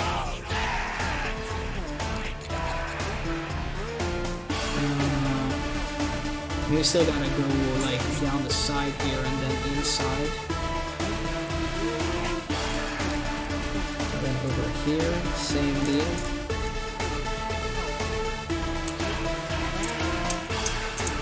It's gonna be so good once we get the sanding stick out from these.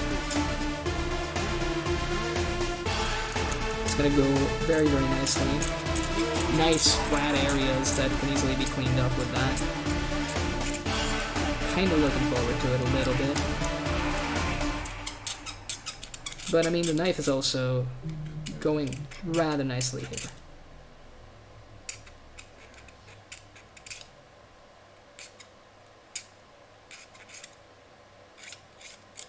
And maybe over here. And that's donezo. So that's both sides. Gotta clean this off a little bit. So we got 3 more bits to go before we are officially done with the components of the back side of the boat. And I mean, incidentally, that's gonna mean most of the boat is done, funnily enough. So let's get this central bit. Let's start on this side. I like this side. You know what I'll do though, real quick? Allow me to get some more water. Because I mentioned that I ran out, and I should keep drinking, because I didn't have that much water to drink at all today. So give me just a minute. I'll keep the music going, and I'll be back in like a minute, so just hold up, hold tight.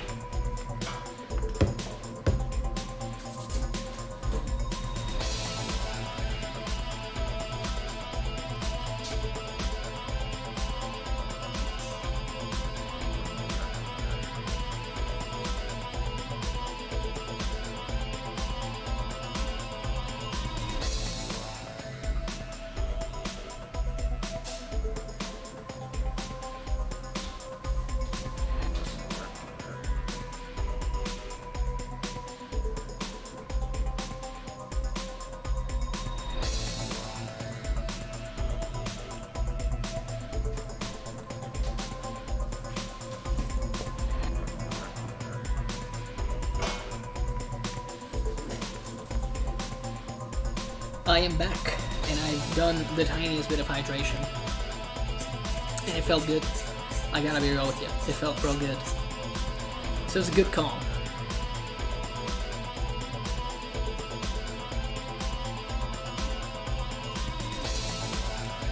Kind of looking forward to putting this all together, to be honest with you.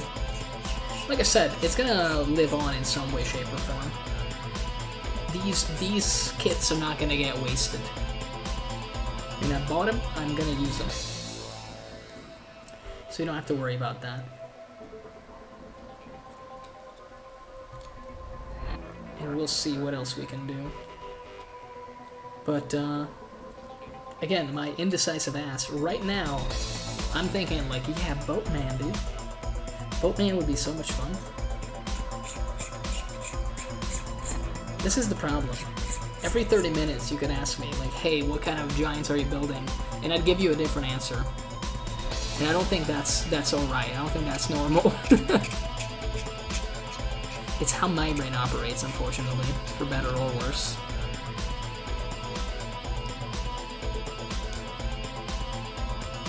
I think I was right to start with the sides, though, because while this would have been a really nice intermission, cleaning this central piece, it's so much nicer to know that I got like a couple other pieces like this, and then we're mostly done, and we can start like dry fitting more earnestly.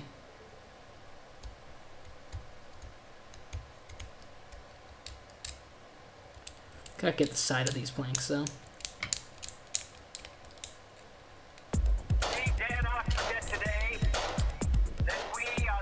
Yeah, some of the little plastic dust gunks up the detail, but we can get it out with a knife, thankfully. So it's not so bad. It's not all bad. In fact, some might even say it's all good in the hood. I have a message, but I'll respond to it later. It's okay.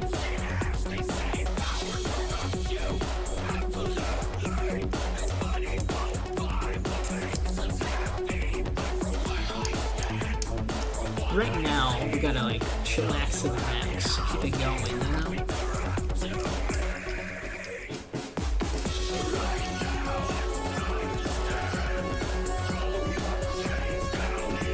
Let's go for a second though.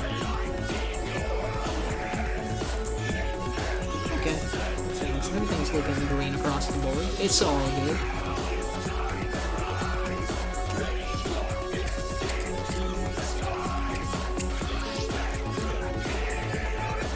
This does not look good, actually, but forgive me just a moment.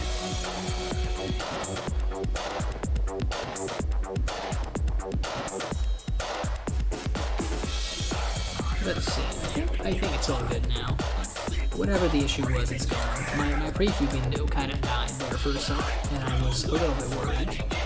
But then I checked it again, and it was fine. So I'm not sure what happened. A bit confused about what happened there. Some things are not meant to be known by man. It's just that simple.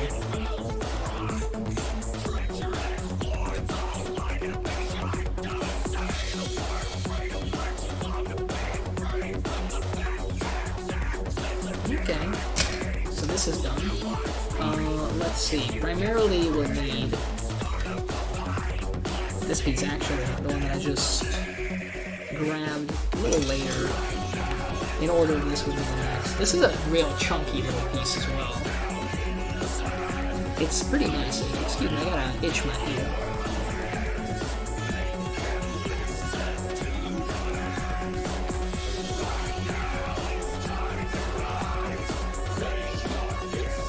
Yeah, this is like very thick. It's thick.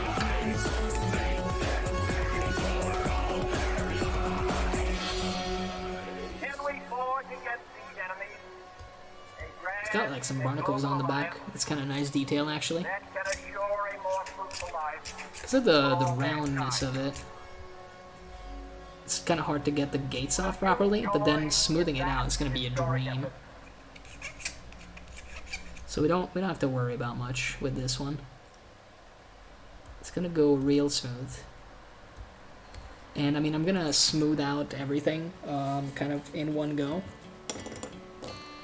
We'll grab the sanding stick and nail files and just kind of keep changing the part in our left hand. We'll equip the sanding stick and then we'll go crazy with it. How about that as an idea?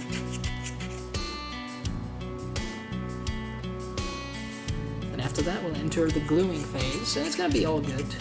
It's going to be a lot of fun. There's not really mold lines on this side either.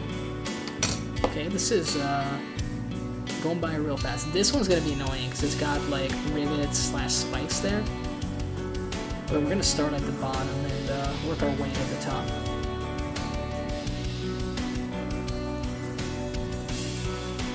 Should I cut off like the actual main ore part of it as well? Or maybe we can do that. I mean, I see the bit already. I'm gonna leave it alone for now, though, because I don't know how well it's gonna attach to the rest of the model, and if it's just gonna kind of like hang out at the end of it, which is most likely what it's gonna do, I'm scared that we'll break it off as we're like dry fitting it to the rest of the model.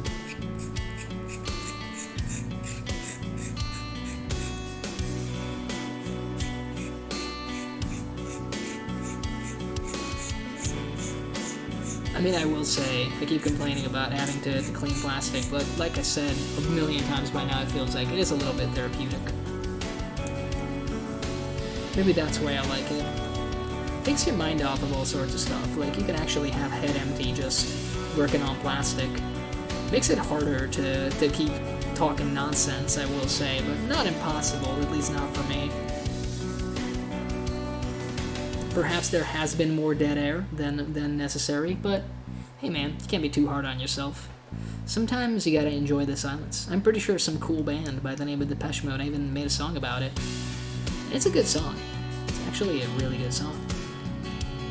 So now we're entering this spiky, rivety hell that is this part of the model.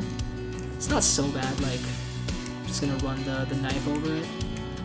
And again, a nail file is going to do wonders here afterwards, so I'm not particularly worried. There's a little bit of a gate here, so we can also slice that away, smooth it out, like a professional. Nice. Another tiny rivet here. I don't know if those ones will survive all the after work that we're about to do. You never know, maybe. Maybe, just maybe, they will.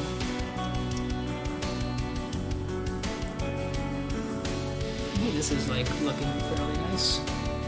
It's not all bad, actually.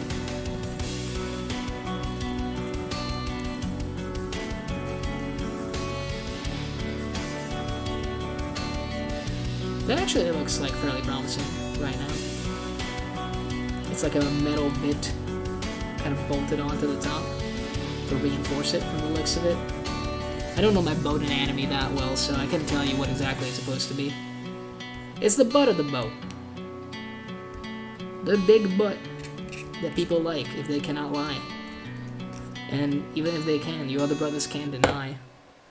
So, alrighty. It's actually time to smooth some things out. Start real simply on one of the side pieces.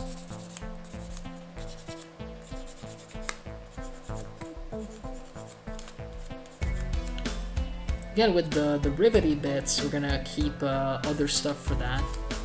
So I'll just go along the side here. And in between these wooden beams.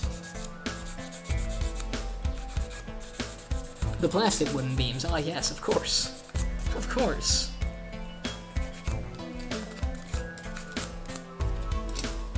Just very gently, lightly go across everything here.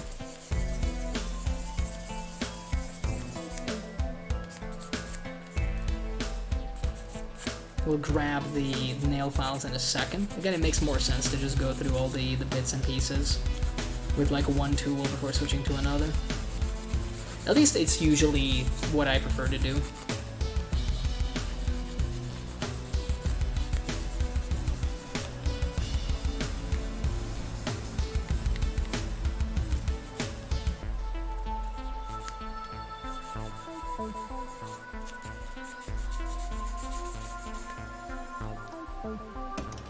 Okay, let's run it along the side of this one. We won't really need anything else for this, I think.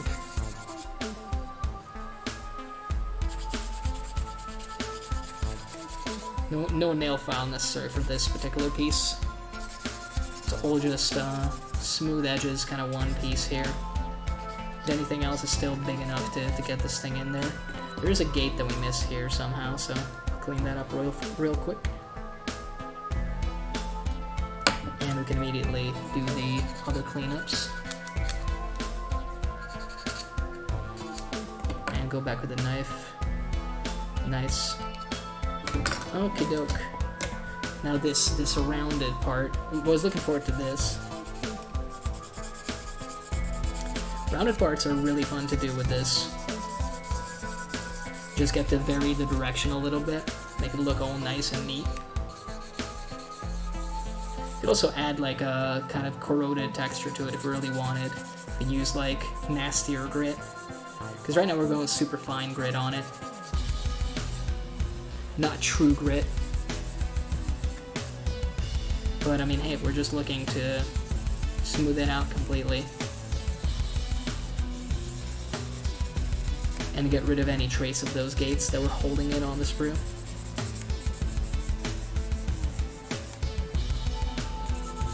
I think we're mostly succeeding. Smooth enough to the touch.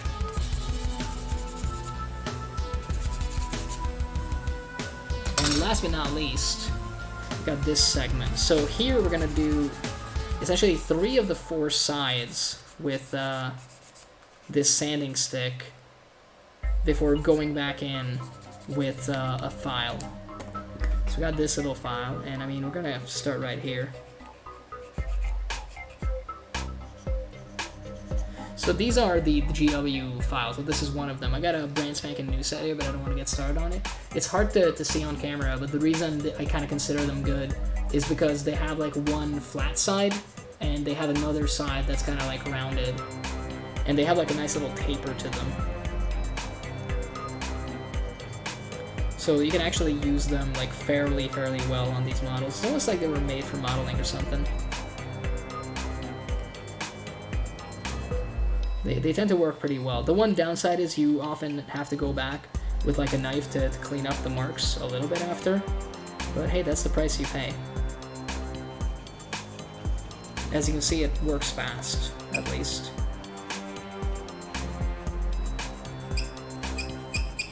Sometimes it makes that sound, especially on this plastic. Ignore that. That's how you know it's working. And I mean, hey, we need to go into the windows and some other bits and bobs here.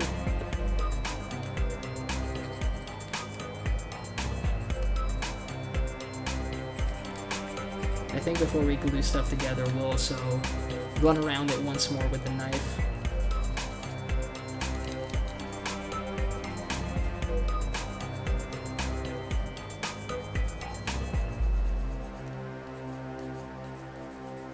Make sure that at the top here we can also get rid of the mold lines.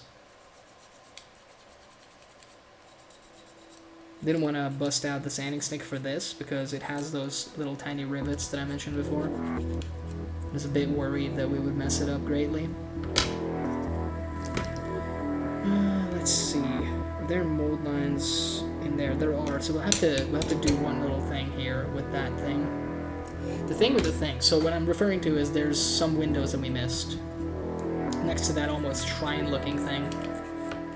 So we'll have to go back and hit those up, both with a knife and then with this nail file. Not ideal in terms of efficiency that we didn't notice them before, but hey, we noticed them now, so it's not all bad. And it's not too late yet.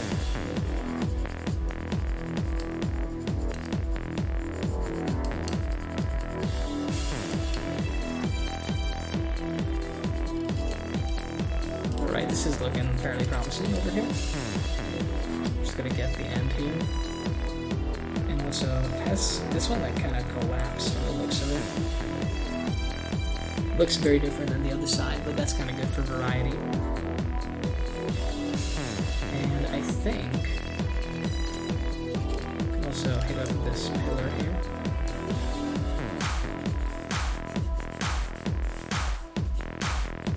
Maybe go a little bit like this, change the angle of attack, if you will.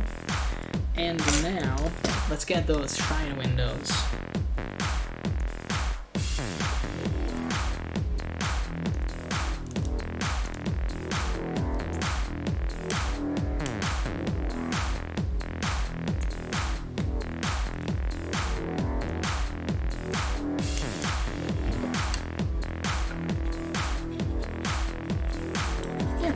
It's going okay.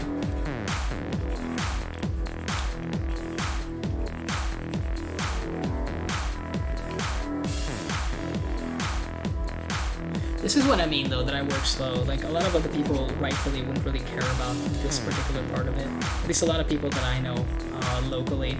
And I'm not trying to, like, throw shade, obviously. It's just like, I get it. You've done, like, the external mold lines that are going to be most visible, but I tend to go looking for more and try to, like, get rid of as much of it as possible.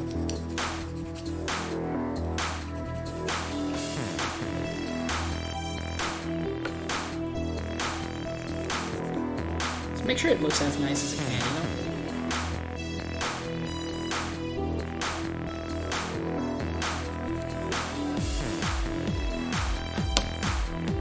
And I mean, we can very gently scrape away the damage we have just done.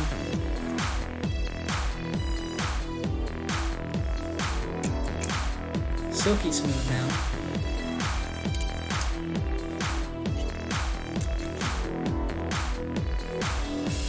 Very, very nice.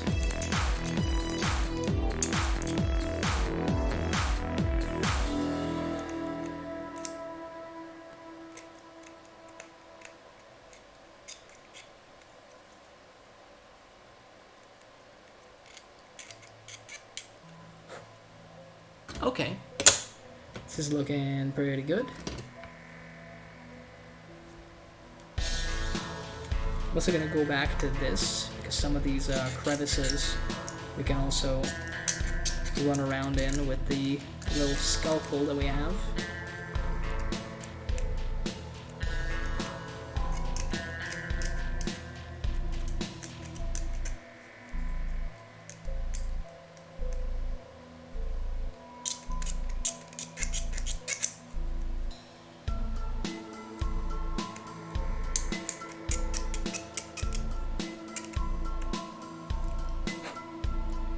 Sorry about the silence. I'm trying to focus in and figuring out if maybe even the tiniest crevices or something we gotta go into, but I don't think those are visible.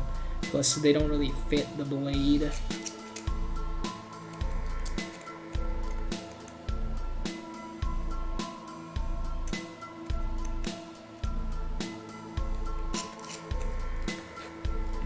Alrighty. I mean, hey. I'm gonna itch my head because it's very scratchy. Ah, there we go, much better now. And I think we can dry fit this significantly better now. So that's gonna go like that. We know how this is supposed to go. I thought we did, but apparently I lost it. Probably because it's supposed to go like... No, it is supposed to go though, the way that I had it.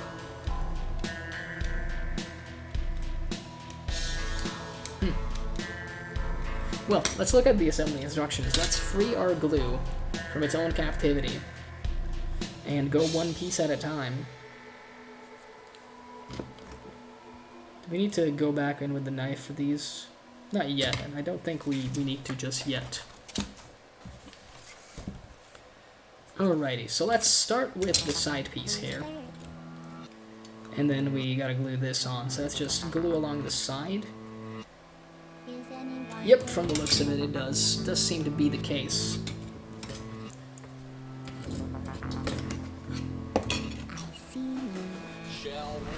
Alright, let me change my sitting position here.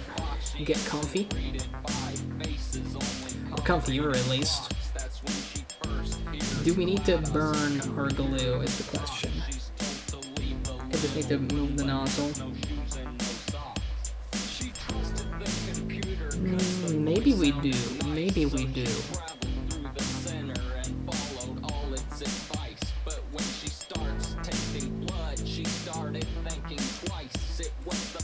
Oh no, it's working. It's working. Okay, dokie. We can also put some glue over these, because I think these supporting beams actually have a supporting function in this case. Which is always fun to see. It's almost like they planned it or something. Somebody cut the cake. There we go. I suppose we could have also added some glue to these, but maybe we should, in fact, while we still have it going. Because those are some pretty big contact points from the looks of it. Nice. Very easy fix, I would say.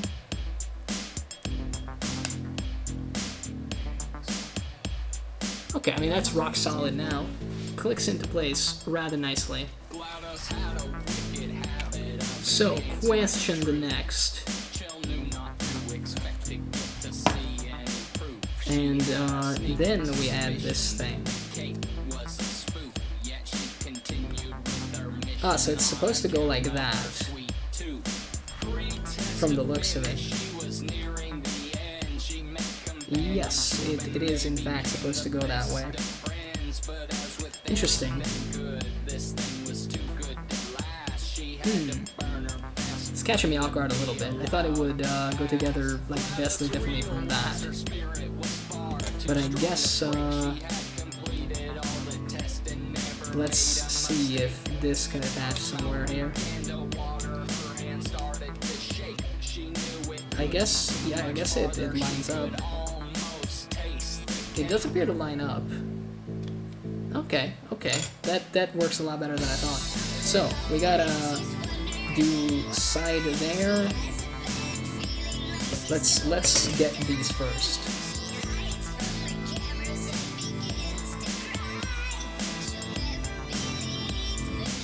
And then along the tippity top here,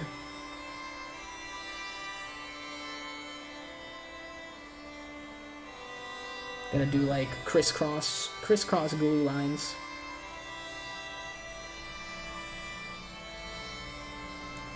Hopefully that will make it even more durable. Although honestly, when you build this properly, it works pretty well, as it turns out. Holds together rather nicely. Yep, again, that seems rock solid to me. So I'm assuming now that we've done that... Oh, you actually slip this on. I had the right idea. I kind of figured that it would have to go that way, but... So that's every side on this thing, pretty much.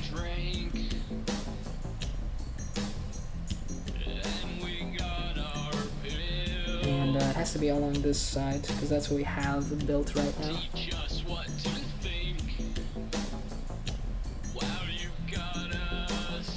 Looks about right to me. And then we punch that in. Okay. Checks out once again. What I will do, because there's a little bit of a gap here, and I don't think it's gonna get in the way, so I'll add like a line of glue here. It's not gonna be that visible anyway. And with that in mind, you now put on the side.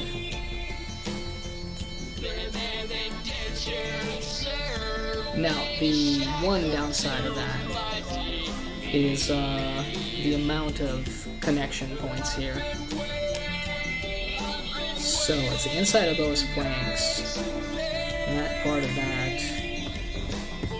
Yeah, keeping all of this in mind is going to be not impossible, but difficult. It's these, and looking at it, yeah, it has to be these. And these ones, this line in the center, obviously, you kind of know that this is the deck part of it, and I think over here too. I mean, everything we mess up can be fixed rather easily, so it's nothing that major.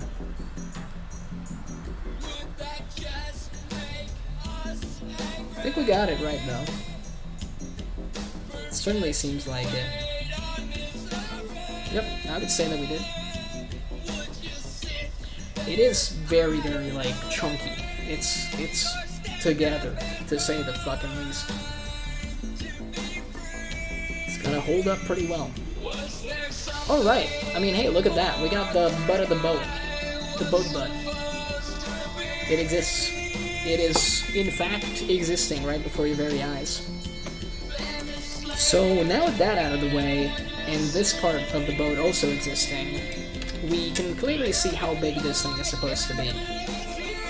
And it's supposed to be about this long, which is truly honking massive if you look at it. Like, it is scary, terrifying, large, jumbo large even, if you will. Let me grab the Mega Gargant. The one who has the feet. So he's gonna stand over there now. That's his base. That's a Mega. Let me put him like that, so that you have like a better view slightly. So we might have to slice some things off for this as well.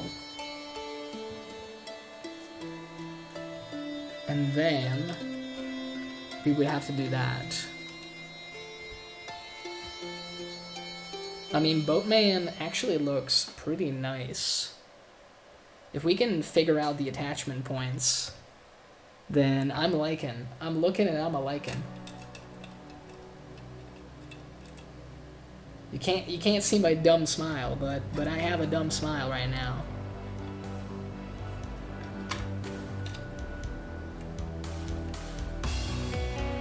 I don't know, dude. It's big. It's oversized big, but it's kind of nice though, isn't it? Like, I like it at least.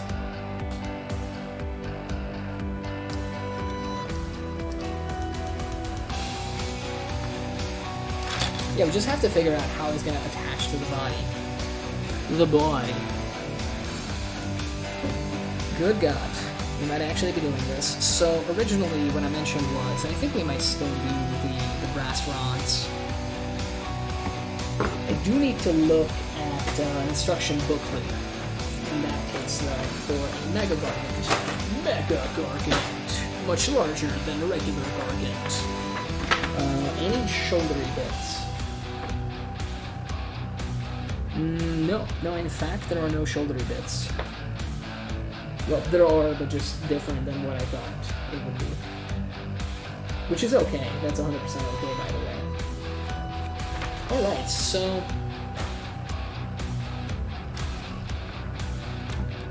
Again, this looks more than believable to me, dude.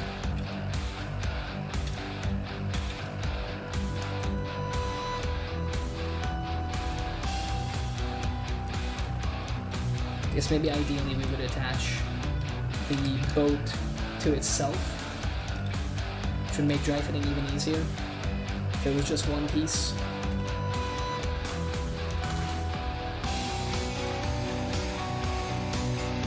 Yeah, like, it's dumb, but I like it. We will still need to change the pose for this one, because I want him to have more of a running pose. There's something else I'm considering, and I want to look at it. What if... Yeah. We're gonna put the mast on his back somehow. It's gonna be tight to his back. The broken mast. It just makes perfect sense to me. Yep, Boatman is gonna be real. Boatman is happening. All my doubt is disappearing right now, right before your very eyes.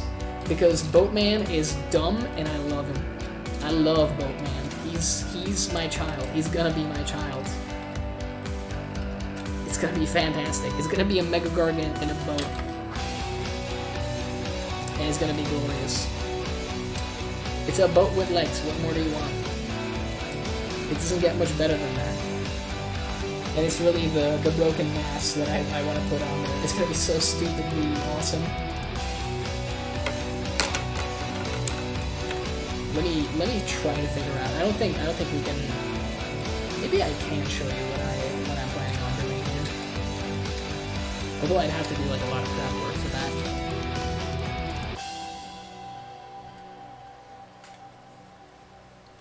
Let's see. Does that show up on camera at all? No. I don't think you see what I see. I think we're gonna need to. Get real. Let me get at least like one brass rod out.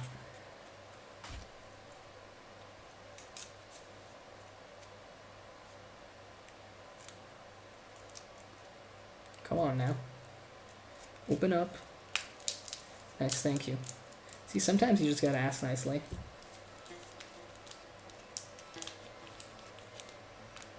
Wonder if I turn it upside down. It's pretty tight in there, huh?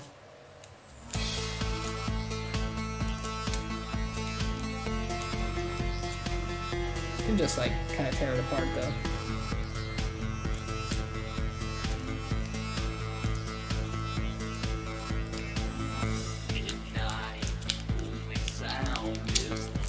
But why do I remember this being like much easier to open?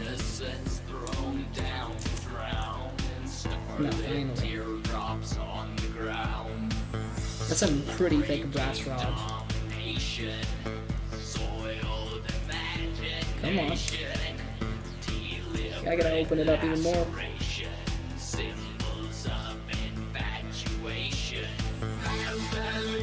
I can get one of these out, I promise. There we go, we got one out. Nice. But yes, so we can bend these. These are pretty heavy duty can't remember how thick restaurants, but we can add like green stuff texture to them. Now, one of these I think is too long for what we want it to do. Because essentially what we're looking to do is make like a triangle that kind of goes from here to here.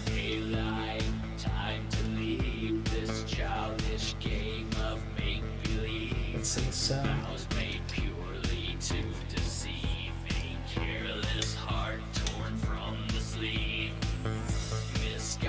And around there. Around the same.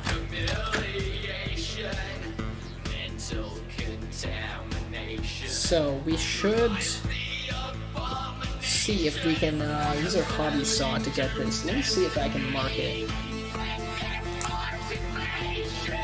This should probably show up, right? Yeah. As long as we don't like touch it. So I have like a marking with a little marker there now. Oh no, the boat is dancing. Red alert, the boat is dancing. Excuse the noise. That's just the sound of flowers. Are these my... Oh yeah, these are my saw blades. I wonder if the hobby saw is gonna even like manage to cut this.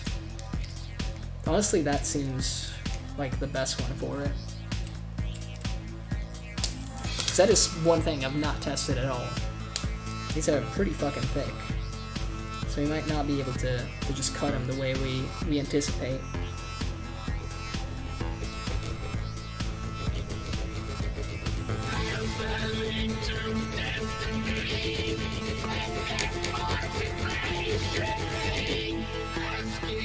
I mean, we're scraping away at it.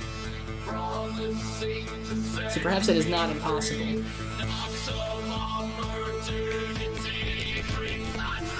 Are we just like damaging these things? I don't know, the saw teeth are looking healthy.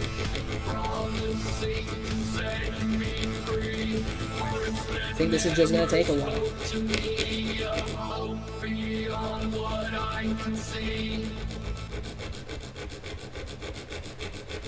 I think I'm seeing some like copper powder being formed.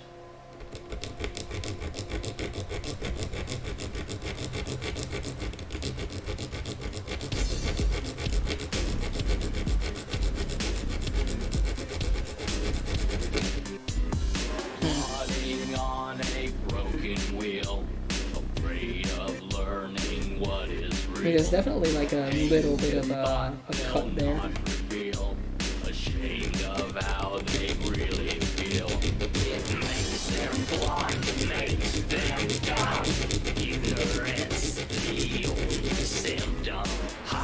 Can we just use one of these to cut this? I guess we will see.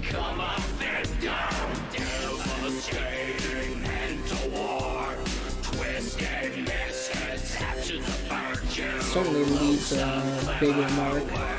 Maybe we can use that as a guideline.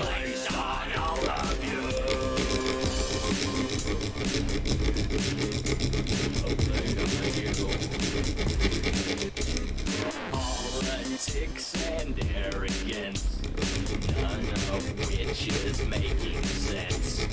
Robbing me under duress, well, their only happiness makes them mad. I thought we had it there for a second, but clearly no.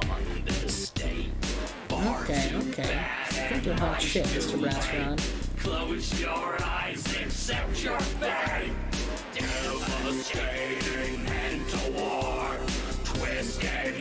We can damage it. We are damaging it.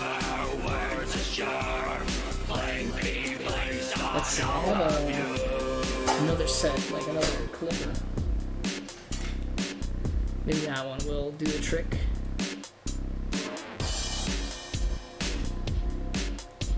Oh no, that's like worse.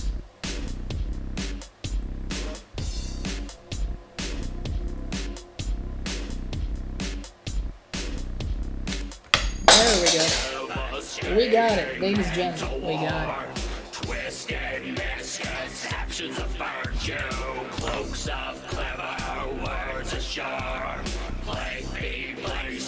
So around the halfway mark.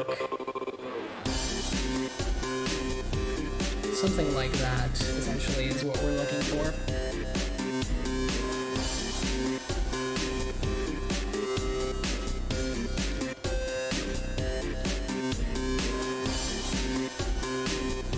Yep. We know we can shorten it if we need to, but in this case, it's not really the length that's going to be necessary to change, but it has to like be bent kind of sideways.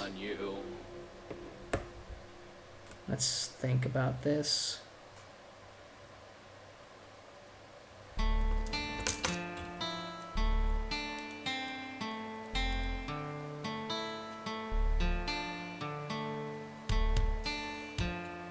Yeah, kind of like that, I think. Maybe a little bit more, but I don't want to go too crazy with it.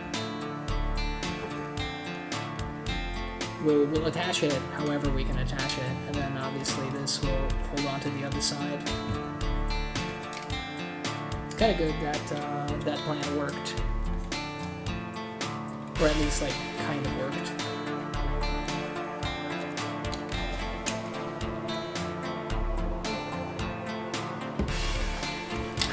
Boatman is happening. The legend of Boatman. The myths, the legends you have heard are all true. It's all true. Boatman is real. I'll clean the nozzle of my plastic glue container here because we got more glue running down the side than we ever used tonight, which is kind of scary to think. It's gunky. It's a lot of gunk, as it turns out.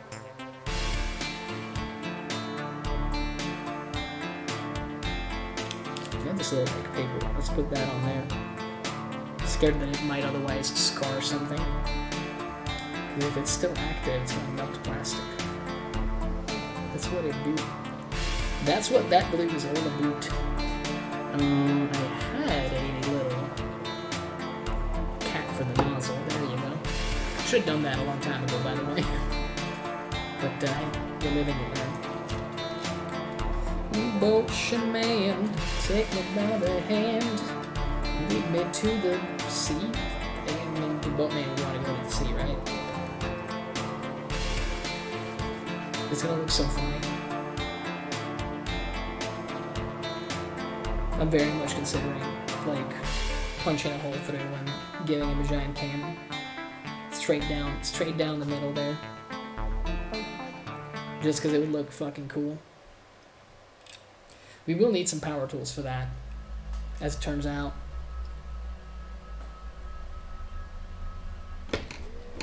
Like, no two ways about it.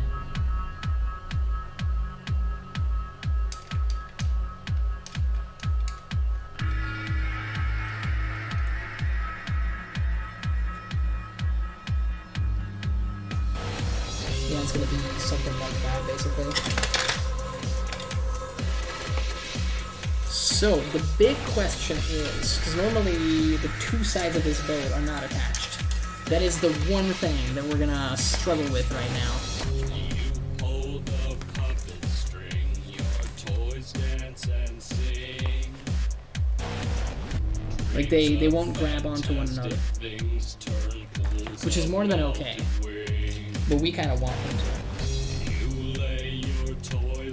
So we have to figure out a way to do just that.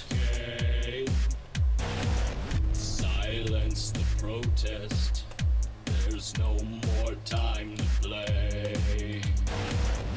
Oh, how you missed their song. The magic is gone. That seems kind of okay. I wonder if we just use some super glue, it would work out. But I think we'll need something else to make it, like, structurally hold.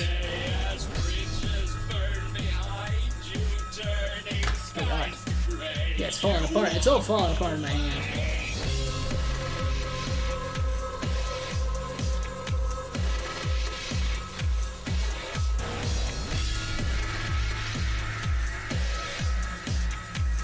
It's so dumb. I love it.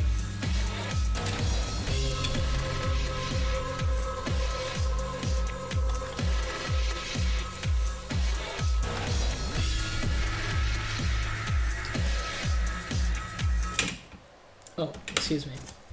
Yeah, the boat ended up hitting my spacebar right there, which is very funny. If nothing else, it's peak comedy.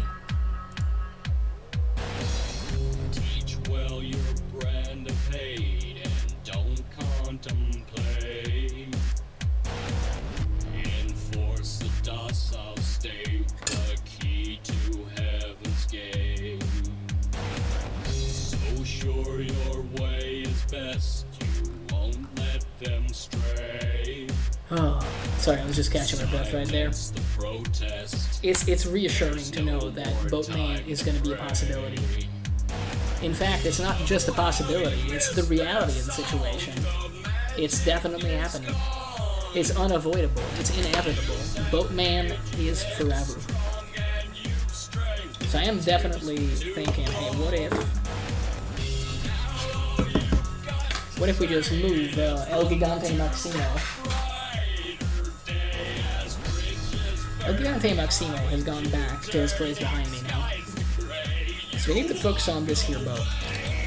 For one thing, there's still one bit missing off of this, which we should get.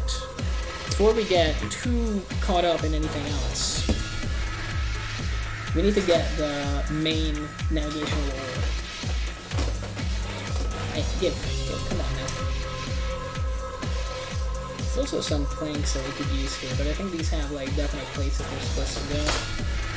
What I remember from the instruction booklet, that is probably the case.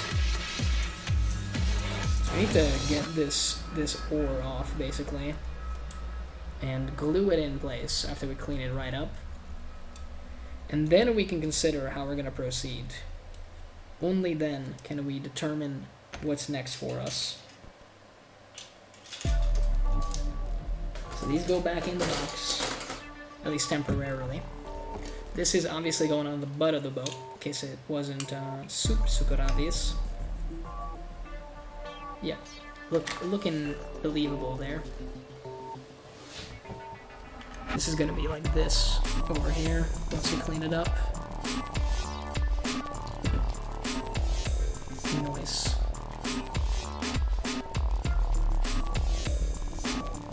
Alrighty, we could clean that up pretty nicely.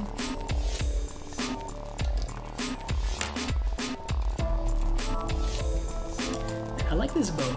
I like this boat a lot, actually. It's a good boat.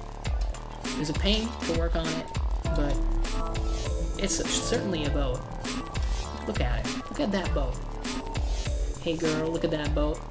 Hey girl, look at that boat. I work out. Let's start cleaning this, shall we? No use dilly-dallying. Although one thing I will do is I'll put away my hobby saw. We don't need it. We might as well not lose the blades that we have for it. There we go. We'll close this one. It exists in that location now. Scalpel, please. Nurse, hand me the scalpel. I must clean this ore, or I will die. I mean, hey, I'm happy to report Boatman is happening. And with Boatman, the fate of this army is sealed. It's Boatman or bust. What can I say? Although it's going to be a very involved conversion, because we also need a crew. If there's going to be a giant with a ship around him, we need like a whole crew of guys, right? Somebody to run that show. I was thinking Noblars, to be honest. I was very much thinking Noblars.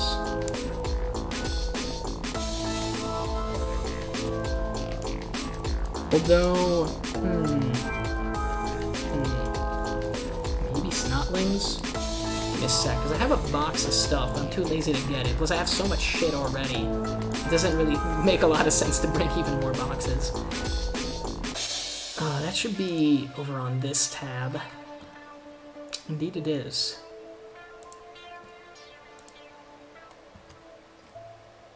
I'm looking for it. Yes, I found it. So there's a Snotling Blood Bowl team that I have. And it has some fun stuff, for sure. Yeah, Actually, I think this is gonna be the one. I think this is gonna be what we use. It's gonna be Snotlings. He's gonna have Snotlings. We can maybe clip something out of this guy's hand and just like put it on him.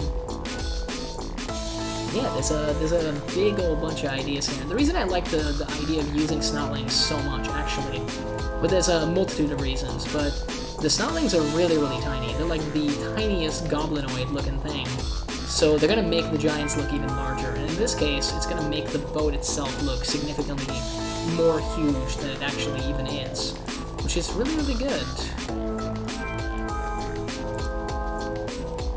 That's fun. That's gonna be a good time.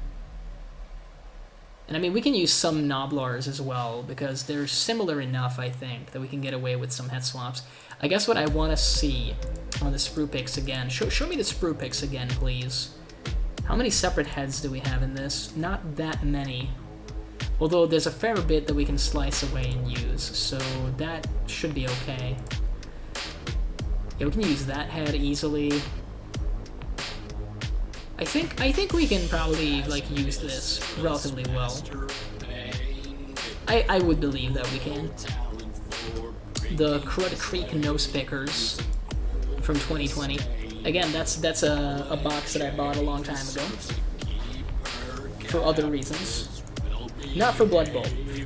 In my defense, it's not for Blood Bowl. Although I imagine Snotlings are a lot of fun in Blood Bowl. But I have not played Blood Bowl in Blood Bowl in 2 years, I think, close to 2 years now. Kind of rough, but it was never a main game for me. I've not even played the latest edition, the second season edition. Heard good things, but I'm just not jumped in. I like 40k AOS and Middle-earth, essentially. That's the list of stuff that I play, and Middle-earth is very far behind the others in that sense. I play it like once every year, I would say. It's a lot of fun, though. It's a good game. For me and my ore. I mean, it's shaping up pretty good. Allow me to hydrate a little briefly. Excuse me for a sec.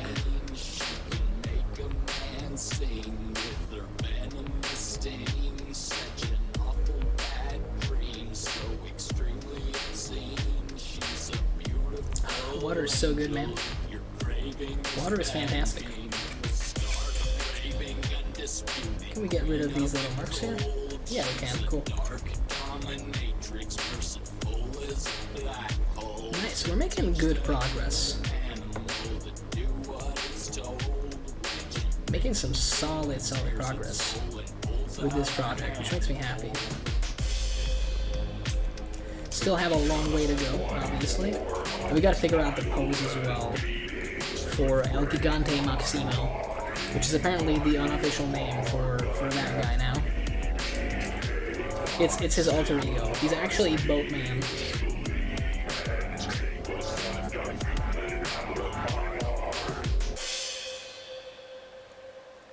I'm trying to think now, like, if there's anything else that I want to attach to him, because he's gonna have. Genuinely, I think that he's gonna have triple cannon, like, easily. And he's gonna have triple cannon because the original lore that I came up with for Boatman was that he's a dude, like, he's a giant that wears the ship kind of as armor and also as like a trophy. He's got a bunch of little like Snotlings helping him out. I was thinking originally Noblars because they're very industrious, but I think we can get away with Snotlings as well. And it's gonna look potentially even better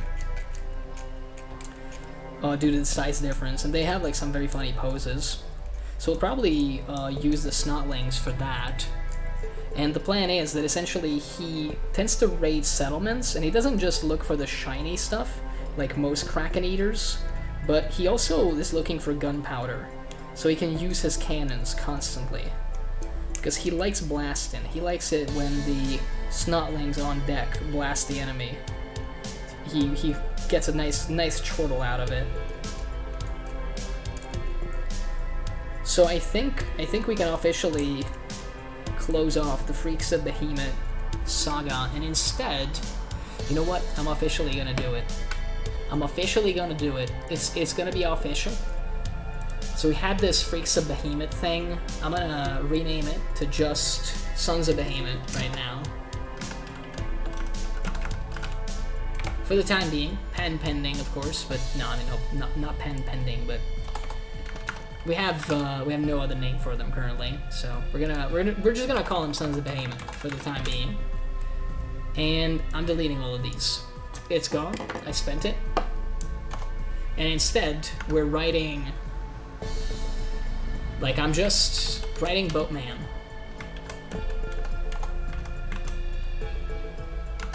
Boatman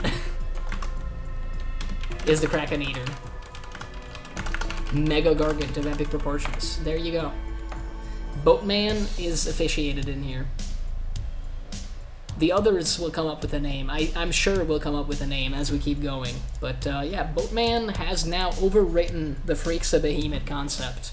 Rightfully so. He has taken his victory. He has achieved the big dub for the Forces of Destruction. And it's going to be fantastic. I do have a bunch of little chests as well that are made of resin. I think they're over here, in fact. Yes, they are. So we're gonna take a look at those in a second. Because I cleaned them up. They're not primed yet, but there are a number of things we can do with them. Because Kraken Eaters do collect loot. And I mean, this guy is gonna be a Kraken Eater for sure. He's absolutely a Kraken Eater. He's just gonna be the coolest looking Kraken Eater of all time. Boatman.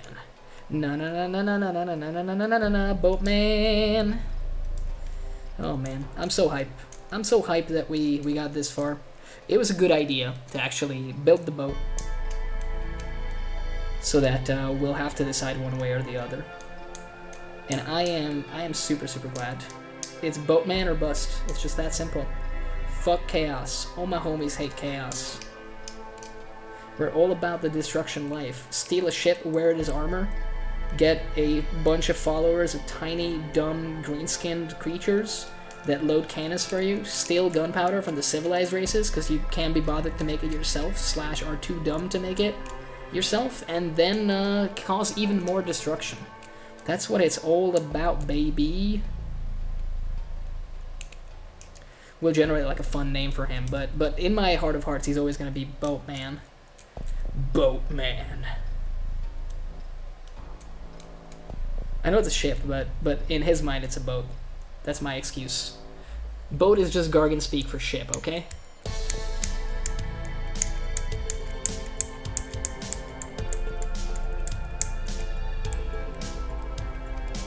We're gonna have to smooth out this this like guiding ore for sure. It's got some stubborn mold lines on it, but we'll make it work. We'll make her work.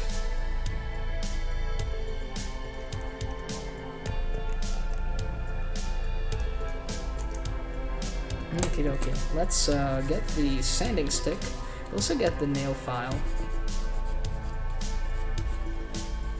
In a second, at least. 'Cause there's some tinier bits that will require a gentler touch.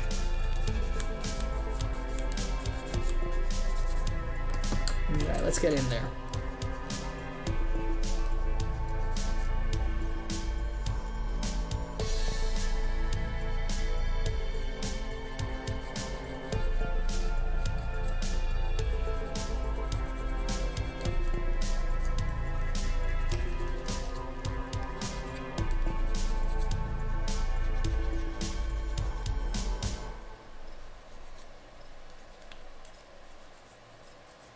Just thinking, do I want to start slicing the body of Boatman himself to try and figure out the pose?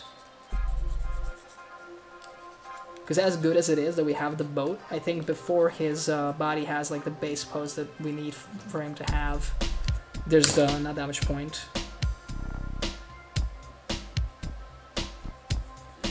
There's no real reason to glue the two halves of the boat together just yet. Primarily because even if we do, we'll be faced with a very realistic problem whereby what we're basically gonna like struggle with is the fact that until the pose is done, we don't really know how it's gonna attach to the rest of his body, because we need to have some kind of position done for him in order to even see that. So that's something we gotta consider, essentially. So that's what I'm thinking, that maybe after we glue this on, we'll put the boat to rest a little bit, get the model back out, and start considering like how we want to make that running pose. Because essentially the plan that I have for this guy, and I think what's going to look the best, is once the boat's going to be attached. So imagine right now that like this is completely level with the boat. So like we're looking at it from, you know, just the side. I want it to be tilted towards the front, because my man is going to be running forward. It's also going to incidentally mean that more of his face and body is going to be visible with the final position from head on, which is not a bad idea because it's going to show off the musculature of the gargant, a lot of those details that exist on a model, and kind of like make it not worthless to work on those. That's kind of one of the big reasons why I want to work with that. But in order to do that, and he's going to have his hands going out around the side of the boat is the plan that I have. So he's gonna basically be holding on to the boat. It's also like with shoulder straps over his shoulders, and he's running forward. He's got like grots hanging out all over, cannons, all the fun stuff. So that's what we're gonna try to do. With like slight modifications to the basic pose of a Sons of Behemoth Mega Gargant. Hopefully it's achievable. I don't think it's out of the question. And the beauty of it is we can like green stuff this very liberally, so I don't think there's big fuck-ups that we can do here. This ore is looking pretty tight now, but I still see some issues with it, so I'm gonna fix that up right now. And then we'll grab El Gigante Maximo once again. Okay, this is looking solid now. I'm just gonna have it like be dead on. I don't wanna have it on the side because I think for the silhouette it works better if it's just like forward. Well, not even forward, but just like straight essentially. Oh, I need to adjust the nozzle. Too deep in there. The glue won't flow into it otherwise. We need to have it in the receptacle, but not like outside of it and going through. Yep, it's working. It's absolutely working.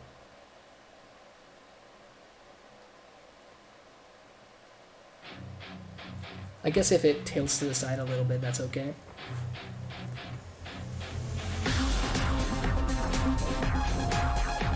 Nice. Yeah, that looks pretty solid, actually. I'm gonna put it to rest behind me. Like that, and like that. Let's grab this bad boy.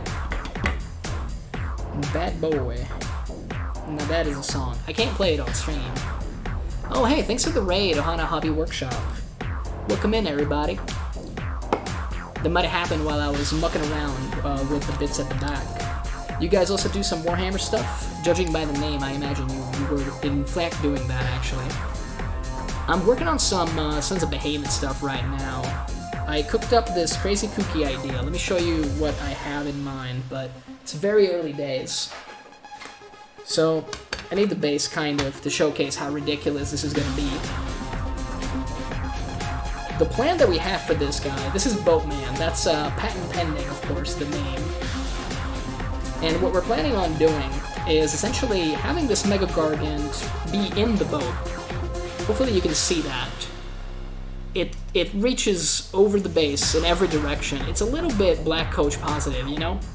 It has no respect for the circular base underneath him, but I think that's okay. I think that's going to be fine.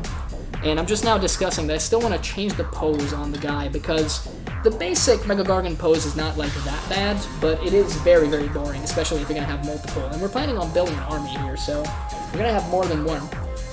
But yeah, I'm just a random duder. Sometimes I play video games, sometimes I do Warhammer. This week it's been a lot of Warhammer, and by a lot I mean this is the second stream, but very glad to have you here. Thank you for the raid. I really, really appreciate it. So, let's look at this for a second here. So this is kind of a stumble walk pose that our man has going on here, as you can see. It's not bad. He's a little pigeon-toed. He's a little, you know, ugly with it. Like, he's not exactly walking down a fucking catwalk. Let's be real here. But other than that, it kind of works. Lucky for us, the back foot, the right foot here, is already kind of in the right position, mostly. We will still probably need to, like, slice it underneath the knee and reposition that to make it, like, a little bit more momentum, you know? Because right now it's very chill, it's very slow, just stumbling forward. It's okay, but it could be a lot better. I guess we probably need to slice both legs from below the knee and reposition them slightly. Because if we kind of move this... I mean, the hard part is going to be that the knee is already like this, but I guess if we kind of move it that way, so we turn it about 45 degrees, then I think there's a solid chance we can convey a lot more motion with it, and hopefully by doing that we can also maybe move it forward. So he's going to be leaning forward a little bit more. That's something I mentioned before the raid came in. I want his main body to be leaning forward a little bit, so that the boat is also kind of like, you know, nudged forward, almost like hitting the ground a little bit. But that's mostly just going to be a trick to show off more of the upper body and the face, because otherwise the thing is, the front of the boat is so big. Well, shit, I keep calling it a boat, but a Mega Guardian would call it a boat. But if you notice, like here, I'll try to like hold it up, you can't really see his face. Like, you can hardly see his face with the thing in place here. And that's not really like a problem, but it's going to be a lot better if it leans a little bit forward. And we can kind of achieve that by mucking around with his body a little bit. Change the pose ever so slightly. So I'm thinking...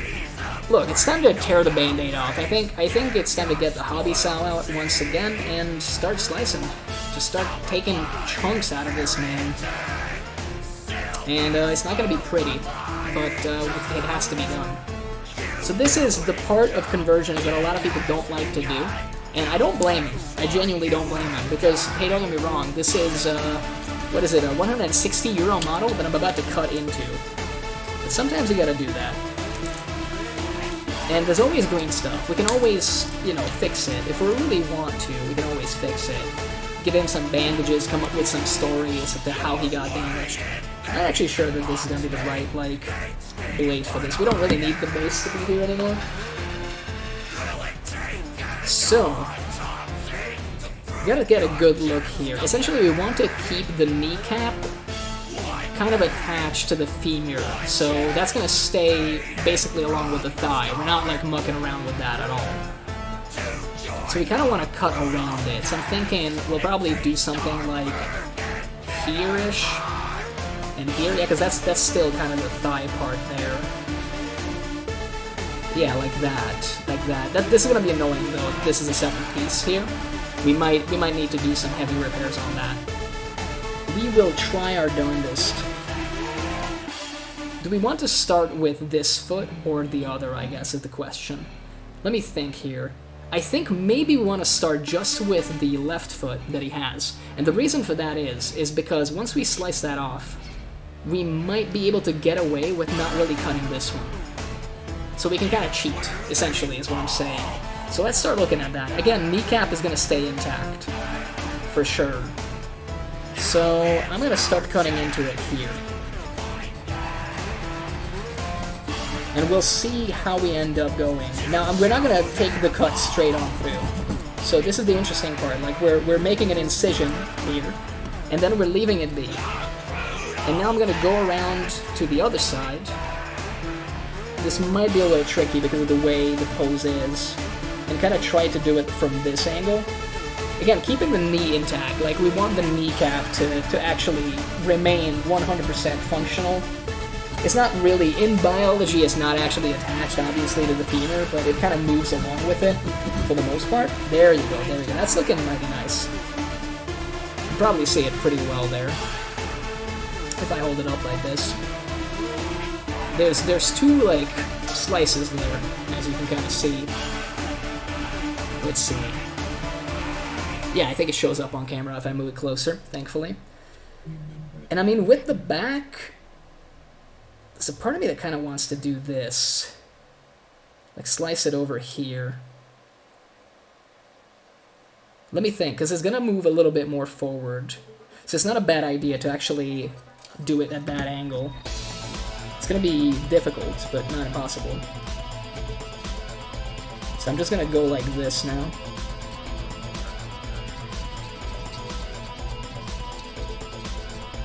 I need to connect the two slices that we've done.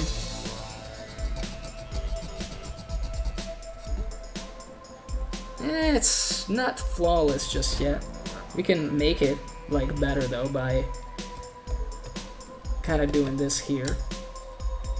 So that is connected now, although I don't think this is deep enough. Allow me to fix that real quick. You know, the good thing about slicing plastic models, they never scream. Except when I'm off my meds, but that's different. So I'm thinking just go straight into the little fold in the skin here. Yep, let's go. It's gonna get a little nasty in a second because as we're doing more and more sewing, this thing is structurally weakening, of course. So we're faced with one issue essentially, where eventually already it's kind of wiggling. We could break it off, but we don't want to break it off. The reason we're using a saw and not a hobby knife is because we're losing less material like this, essentially. Or rather, we're losing it in a way that's easy to rebuild, more realistically. Okay. I mean, this is looking somewhat good right now. There's some deep cuts where they don't need to be, but we can fix that with like gap filling medium later. So it's okay. I'm just not sure that these cuts that we've done on the side have been deep enough. I think this now is deep enough, just from the sounds of it. Like it's hitting the hollow parts. There's definitely a cut here that needs to be deeper, because it's not really interconnected with the rest of the slicing that we've done. Okay. Okay, now it is. We'll probably still have to like go back in. And I mean, now all we gotta do is connect these two. Now you won't be able to see anything of this, because I don't see much from it either. His loincloth is blocking me a little bit. But in a second or so, his leg is right off. There we go. That's a leg. Well, half a leg. I mean, I guess if we round it up. And that's what we wanted. That's exactly what we wanted, because now, instead of his basic pose, we can actually change this position and maybe use some sprue bits. Well, first, let's clean up the damage here, because you can see kind of over here, there's like a loose little bit here that broke 3. Well, free actually, instead of 3. The number 3, no, this is free as in, you know, the adjective. But yeah, I can just like slice that off. We can clean it up with a hobby knife, maybe a little bit of a sanding stick. The reason we want to do that is we want to make this as neat as possible, and if any like loss of material happen, which is unavoidable by the way if you cut/saw something, that's kind of, you know, neither here nor there, we would like it to be more internally focused. Because on the outside, we will be rebuilding this with a layer of green stuff later. Before we do that, though, there's a couple other things we'll have to do. So once we do clean this up, which thankfully doesn't take that long, we also need to do the actual half of the foot that we sliced off, well, half of the leg. And obviously, there's something we gotta do with this foot, now that I'm looking at it, because while this has a lot more motion, if we do this right now, the one problem that exists is his foot is not realistic, because you don't step that way. So, you know, they made like a really good pose with this foot. It's just not good enough for us right now. So we're gonna have to slice that as well. We're gonna have to do some foot slicing right now, essentially. But I think after that, we'll have like a very believable, like a running pose. Well, believable enough, I think. The one thing I'm worried about is the neck, so there's a part of me that's thinking maybe we should like build the neck/head as well, just to see like how he's gonna look. But I suppose he does have head options that kind of face straight forward. That's kind of what we're looking for right now. We'll definitely have to change those toes a little bit. And we'll probably have to green stuff the bottom of them because they're a little bit hollow and it's not like a good look. So I guess the question right now, well, this still needs to get like a little cleaned up. I'd rather slice this off, to be honest. There's like a little loose section there because of some of the sawing that we did. I grabbed the sanding stick. So this is just a fine grit sanding stick that I'm working with here. And I'm just attempting to clean up the little damage that we've caused here. Again, I'm basically working more from outside in, so that if we're losing any material, then it's not like a big deal because we can cover it up with green stuff later, so it's going to work out just fine. And I mean, hey, other than that little backside in the fold behind the knee, we did some really good cuts. It's actually, you know, overall looking pretty promising. I think this is going to be fairly easy to repair. So now the thing I gotta consider is, do I want to glue his foot down, like glue it back essentially, and use some sprue parts to make that happen? And that could be something that we do, and ideally it's gonna be durable enough to still like hold on anyway. But there's a part of me that kind of wants to mess around with the other foot first. So essentially what we're looking to do with the foot, and it's gonna be nasty, that's gonna be hard to rebuild because the feet has like a lot of tendons and stuff, so this is the more nerve-wracking. You think that slicing something below the knee like would be the most frustrating / like dangerous part of tonight's stream, but apparently it's gonna be the feet, because rebuilding that with green stuff is gonna be significantly more difficult. We can give him a fungal infection though to hide a lot of the damage. That's you know, on the table essentially, and that's probably how it's gonna go if we fuck up too much. But yeah, we do absolutely have to change that a little bit. Because right now, it just looks weird. Like, I'll show you what I mean. This is kind of the pose that we're looking to do. As you can kind of tell already, it's a lot more, it has a lot more momentum. But the thing you'll immediately notice as well is his toes are already as if they're on the ground, but they're not gonna be on the ground. And I'm not gonna give him a pet rock or whatever to fix that, because it's just lazy. I'd rather like rebuild the toes and also just attach them to the ground if we can. I guess that's gonna be the question, if that's a possibility. Let's realistically look at that by getting the base back. You won't see much of this, unfortunately, from the overhead camera, so you'll have to excuse me.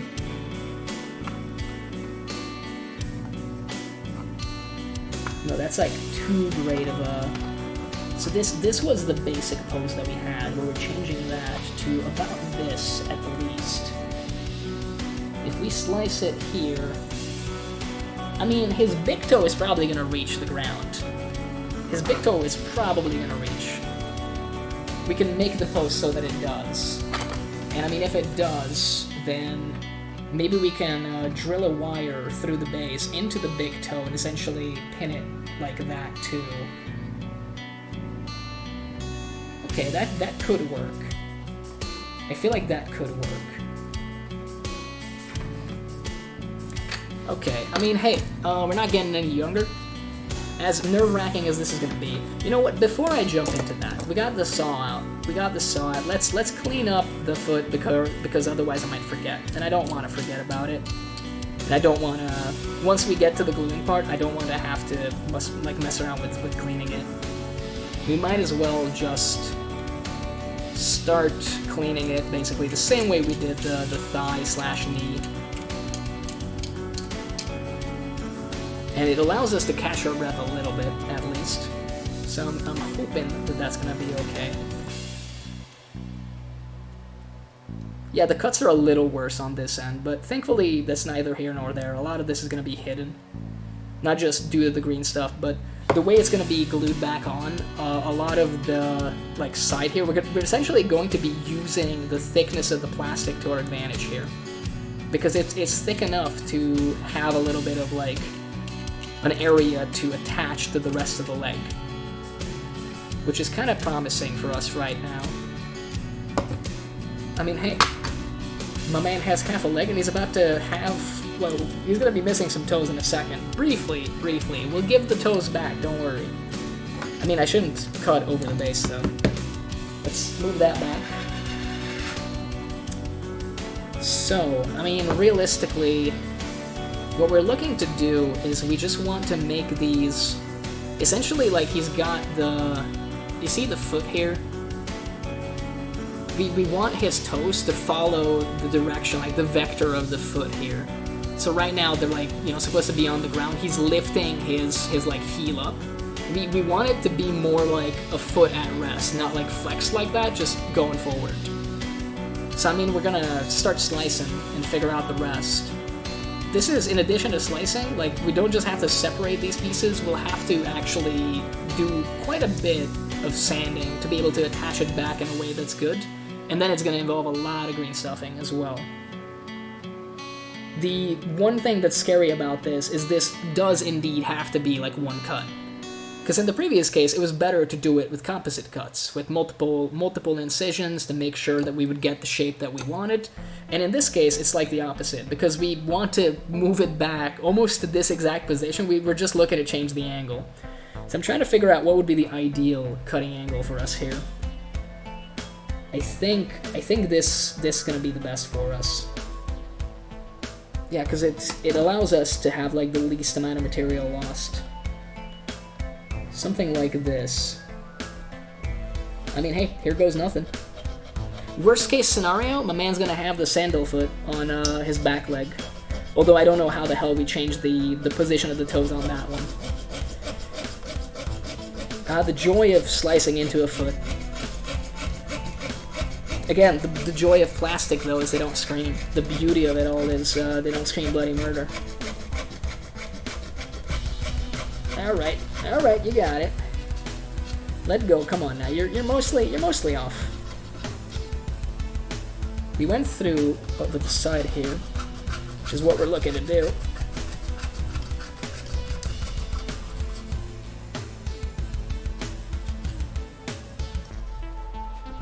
I'm gonna move it over like this.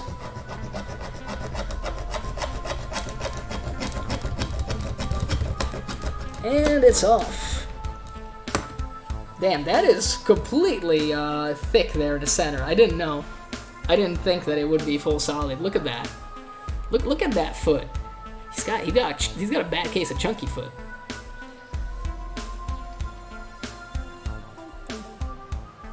So the nice part about this is, though, because we were able to figure out like a decent angle to do this in, we're just gonna have to build basically like the foot itself, and not necessarily so much the tendons. Nice, okay. I'm liking what I'm seeing. We need a piece of sprue after we clean this up. Let's, for one thing, I don't think we need the hobby saw anymore right now. I think we can safely put that away for the time being. You'll have to excuse the mess. There's a lot of plastic shavings all over my table, all over me, all over poor El Giganto Maximo over here, aka Boatman. It's all over the place. This is messy work, you know? So, we do need the knife once more. Let's clean his actual, you know, larger piece of foot first, and go from there. Again, just doing like 45-degree angles, essentially slicing away the little residue almost that got left by the sawing that we did. We did a very nice clean cut, by the way. Like, I don't want to pat myself on the back too hard, but that's a good fucking cut. And now we gotta get the toes. Clean up the toes. We're doing a decent job here. We're gonna grab the sanding stick, and I mean, hey, we're gonna rebuild the foot in a hot minute, and it's gonna go very fast. We just need a piece of sprue, and thankfully, wouldn't you know it, these models do come on sprues, so we have a lot of material to work with. And after that, we'll build the leg, essentially. And then we'll have the pose, and you'll essentially see what I have in mind with the boat. Hopefully we'll be able to dry fit it at least. And I mean, honestly, I am so far blown away that this has been as easy as it has been. Because I was way more worried about these cuts, to be completely honest with you. But they've been going fine. Alrighty, it's time to get the sanding stick once more. Although, you know, it's such a smooth cut, it almost doesn't need it. Let me pat myself on the back a little more. Even though I said that I don't tend to do that. It's okay. Sometimes you can break your own rules. No one will know, except, you know, all of you, but that's fine. So, maybe instead of these screws, I'd I'd rather grab something that the Mega Garden came on, because it's guaranteed to be the same plastic, so melting points and everything are going to be similar. Alrighty. So, looking at this right here, we kind of want it to be very, like, in a resting position, just so that we can, like, glue it the way that we want. Yeah, that's gonna be good. I think that's gonna be good. We'll take a look-see here. Sorry if you don't see much of this, but I gotta, like, look at what I'm trying to do here to be able to determine if it's in fact going to work out.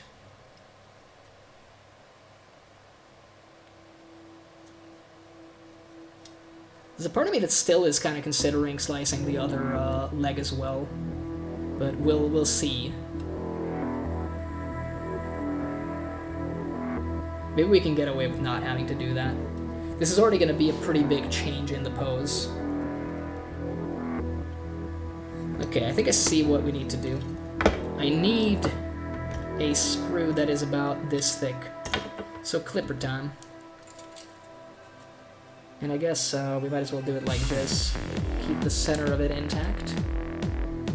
I'll get a larger piece and then just like shave it down to the right size, since we want it to be pretty neat.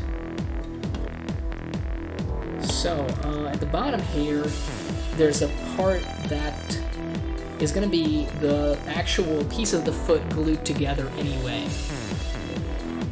But we will need a sprue to make it, like, more solid.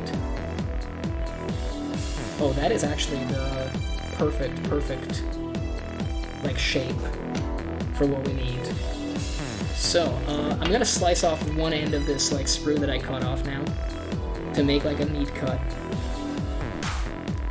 There we go. Doesn't get much neater than that. In this case, it's better to... I mean, you could also do this with a saw, but it's just so small that a little bit of force goes a long way. So, how long of a piece do we need? We can just mark that ourselves. Because we don't actually need the other piece of the foot to be there. It doesn't change or impact the size of the bit that we need here. Nice. So we got that marked down now. And I'm going to do the same thing that I just did a second ago. AKA, like, slice into it. There's no real reason to shave this down, because ideally what we're going to do in a... well, not in a second, but before we green stuff everything, is we'll do plenty of shaving down anyway. Wrong bit. Excuse me. Okay, that's looking solid. So, here's the, not really a trick, but something to consider, I guess. I think we'll glue on the sprue bit first, because it's going to give us so much more, like a larger contact area for the foot. I guess we could also maybe simulate the tendons with sprue bits, so that it's going to be even easier to actually green stuff it, because we'll have like a guideline. I'm putting this down here because that's how it actually needs to glue there. I'm really hoping that my glue is willing to cooperate with me, and it hasn't dried up in the nozzle. Let's see. Should be able to make this happen. Right. Oh, there we go. I see some glue, maybe. I'm just saying glue nozzle. I got a lighter on the table, so this is happening either way. You see, sometimes you gotta threaten your tools and instruments. They know that the threat of violence is ever present, and they are more than willing to cooperate.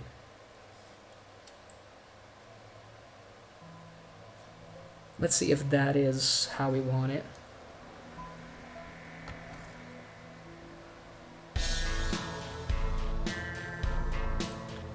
I think that's closer to what we want. It is indeed. It is exactly what we want. But we do need to put it back like this. And let's use the glue while it's available. Hasn't dripped down completely into the bottom of the container, hopefully. No, it hasn't. There we go. Okay. So you'll see in a second, hopefully, when I'm describing. I'll show it off in a second. a little more closely. Nice. So, you remember the original position of the foot, right? So this is what we got going on now. It's completely different. Like, it's arched in a different way. And that's exactly what we want. Now, ignore all the little, like, missing pieces, obviously. There's a bunch of the sole that's just not there, because it doesn't actually exist, incidentally. But, as you can see, what I just did is I put, like, a piece of sprue in the center there, and it has a much larger contact area that is actually right for us. And it just allowed me to glue this on. It's still a little, like, mobile right now, but there's a lot we can do to fix that. I mean, one of the things we can easily do is literally just take some more pieces of the sprue to rebuild the tendons, and that's, I think, what we're gonna do. I'm gonna place this down, and, like, not too violently, because we could still easily break it. And now we're looking for very thin parts of the sprue here. They also need to be the right length. I think this is actually correct for us. I'm going to slice it this way to get the most possible length. We'll see if we'll need it, but you never know. It's going to be useful either way, because we got a lot of other stuff we'll have to rebuild on this model. Kind of don't see many other thin pieces here. We have a lot of other sprues though, so I'm not at all too worried. Just not in this particular box. So give me another box. Assistant, please, give me another box. I mean, this is the same sprue. Is there anything more we can use on it? I suppose for the big toe, we could just use a thicker part of the sprue, right? It would make sense that we could. Again, I'm just gonna slice off like a relatively big piece and make sure that it fits after. Trying to place this down in such a way as to not break the foot that we built. That works. That works wonderfully. Okay. I didn't think it would work wonderfully, but here we are. I like this straight piece here. We're essentially rebuilding his tendons in the toes, but we're using sprue pieces to do it because hey, you can do that. And I mean, once we green stuff over it, it's gonna be more than fine. And the reason we want to do that is basically to make it a lot simpler later.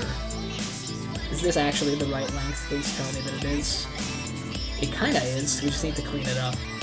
But I think big toe is structurally the most important for us right now. Because without the big toe, this thing is gonna fall the fuck apart, unfortunately. So, let's see. The angle there is not good. We need to turn this around. I think it's this angle that we need. Thankfully, this piece is long enough that we can experiment with it. Okay, is that a good angle for us? I'm not positive that it is.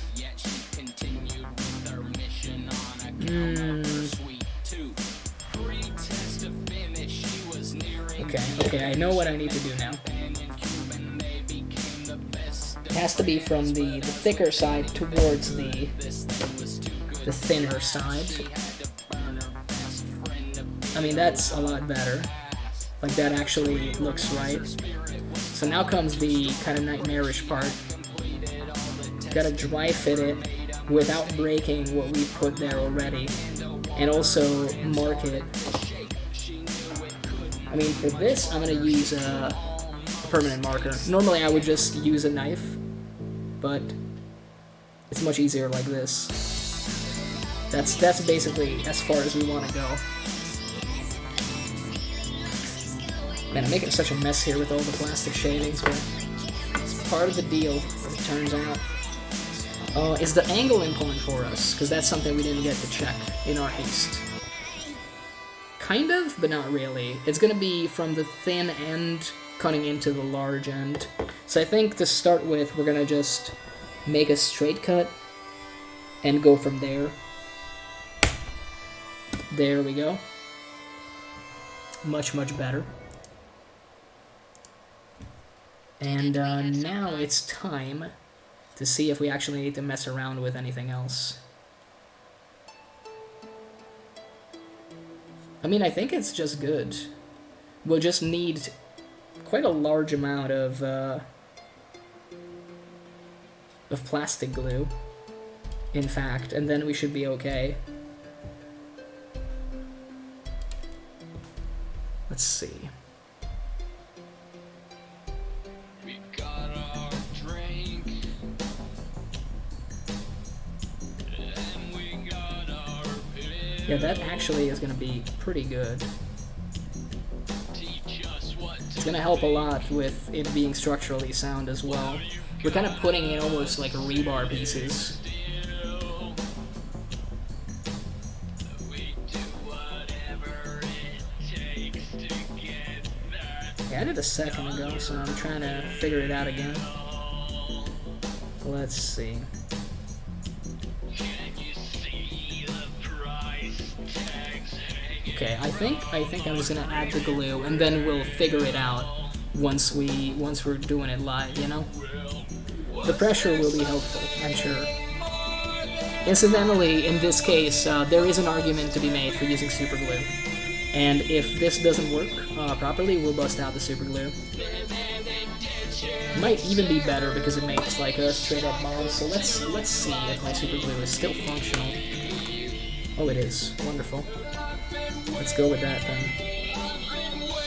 Because we're just looking for bonds that cure fast right now. It's gonna get covered up anyway, so.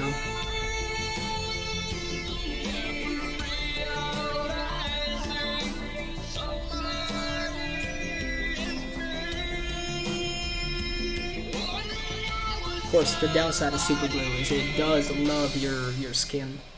Glues to your skin like crazy. He came along with the key and gave us a chance to set ourselves free and generously pointed You can get in there, it's fine. direction. I mean, hey, it's gonna help. It's going to actually help later, I promise.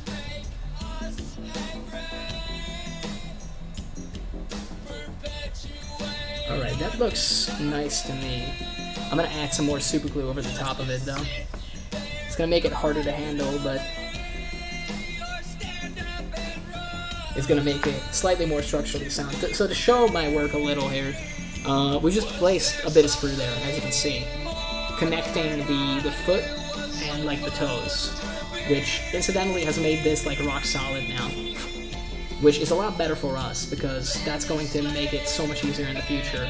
Now, if we can just find some more tiny pieces of sprue, we're looking to do something very similar with each of the tendons, so that when it comes time to using green stuff, we don't have to put on a giant blob there or use like milliput before, and we can just kind of go crazy with rebuilding it, and we'll have like some guiding lines as well.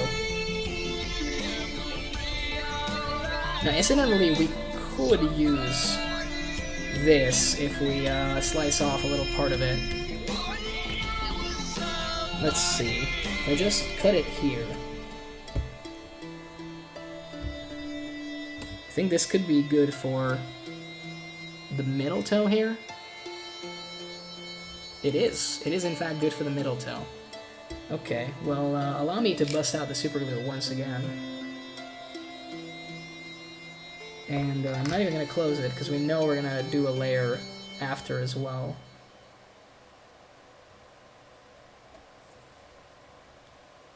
We can smooth this out after once it's like fully dry, which is going to be a while, but we have plenty of things to work on.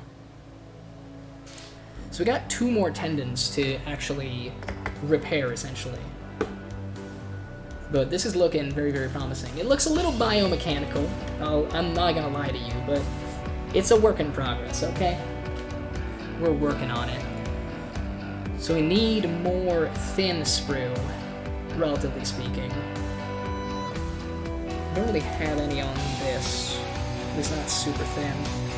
Question then becomes, do we want to just grab another sprue? Because of course, like any hobbyist, I got plenty of sprue scattered across the place. I'm just looking around, so excuse the sound. It's not, I have a headset on, but I'm using a different mic, which is still better quality than the headset mic, and also, I keep banging into the headset mic, so I think I would have caused you to get, like, permanent hearing damage if I was using this.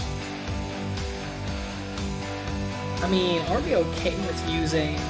We really do need a thinner screw for at least some of this. For the pinky toe. Can we grab something from here, maybe? I mean, that's pretty promising. Is it the right size? It could be. It very well could be. So let's liberate that immediately. I'm once again gonna keep the length as long as possible as I slice away at this to essentially ensure that we can customize it to what we need. I'll put it to the side because we kind of got some of them mixed up here for a sec. That's why I was mucking around for a hot minute there. Alrighty. Is there anything else that we can use from this screw? We just need one thin piece. It has to be about the same length as we just got. There is this thing. Could be actually good for us. Let's grab it. Now in this case, I'm gonna go like this because I think this will give us... Oh, it's plenty good for us. Nice. Okay, we're doing pretty great. We're doing pretty great, I would say.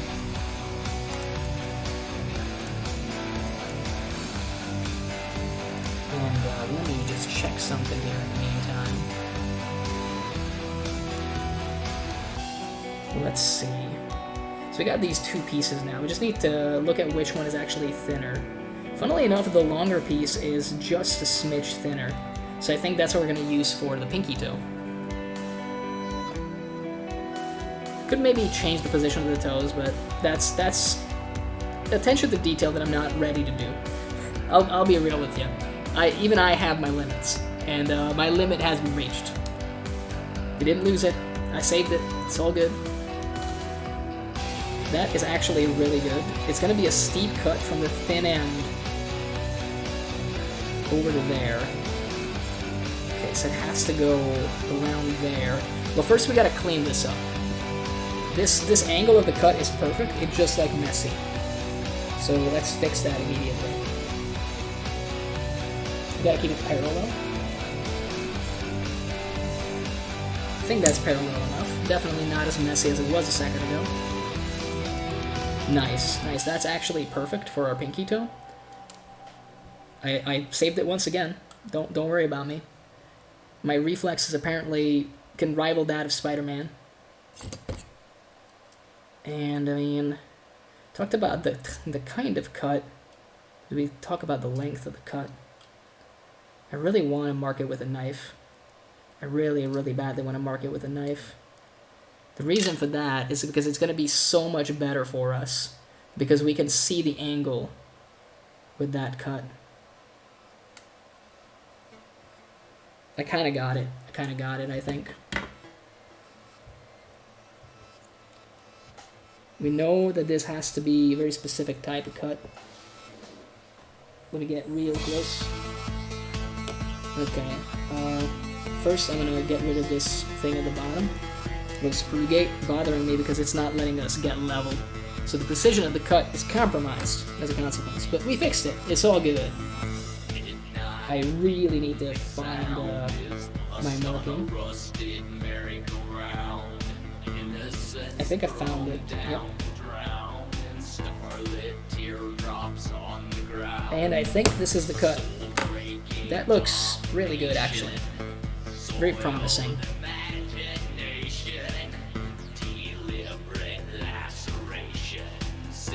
I mean, it's good enough.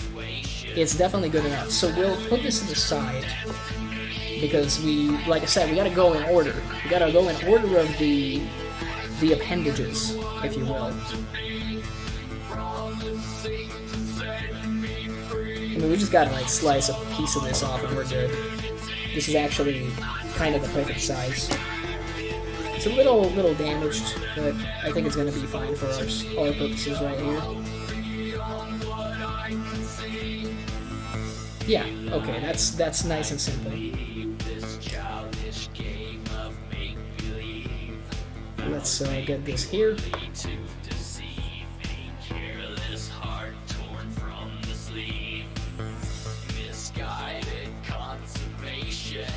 Okay, this is pretty good. And then we got this thing. I think it was a little something like this. Indeed it was. Indeed it was. So we just need a little bit more super glue. I didn't put the super glue on top of this other like toe tendon that we just worked on because I'm gonna have to muck around there next to it, and it would just mean that I glue my fingers.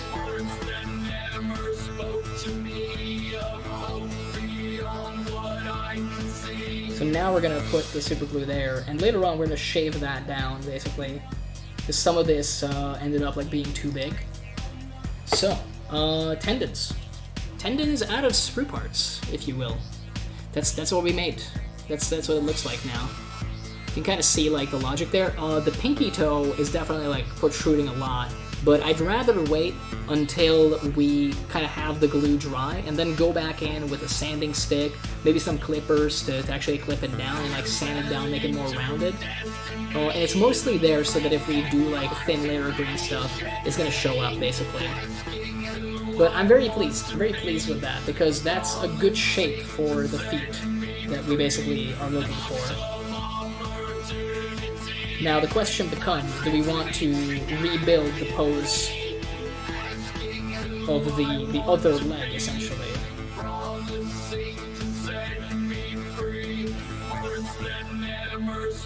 I mean, hey, let's allow me to grab the bass once again. This is the traveling bass. Sometimes it's here, sometimes it's not. It's all very exciting. But I'm kind of looking to do this essentially. And I mean, yeah, we're gonna be able to pin the toe with that in mind.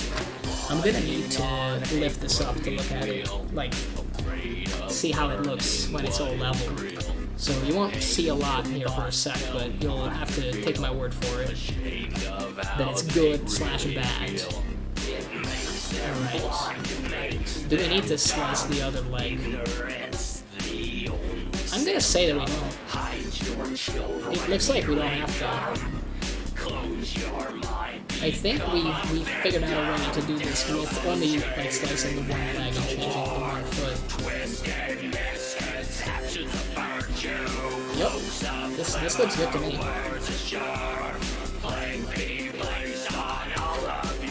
Let's take another look-see real quick. Might be able to pin 2 toes actually once we've green stuffed it. And the only reason I would rather do that once we green stuff it is so that they have a little bit more stability and less give. Because if we break that, then we're kind of screwed. I mean, this is going to be a gargant with a lot of baggage in the form of a boat. So ideally, we want to have him, you know, be like very secure on his base.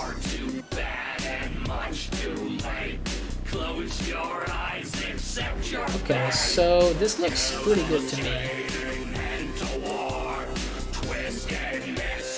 It looks believable from the side. Believable enough, obviously. You wouldn't walk with your toes scraping along the floor, but classic models do. Because they need the support. They can't stand one foot, essentially. Especially not something as large as this.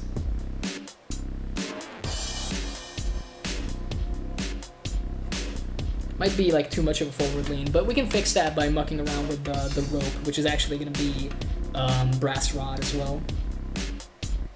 So here comes the weird part. We're going to coat like the entire inside of the knee that we just like sliced with super glue, and then we'll add the sprue bits later as we just kind of did a second ago. And we're just hoping that this will hold after a certain point. We can muck around a little bit with the way the foot, like the direction the foot is looking in. I think this is probably like as good as it gets for us with this one. And now we just hold on for dear life, at least briefly.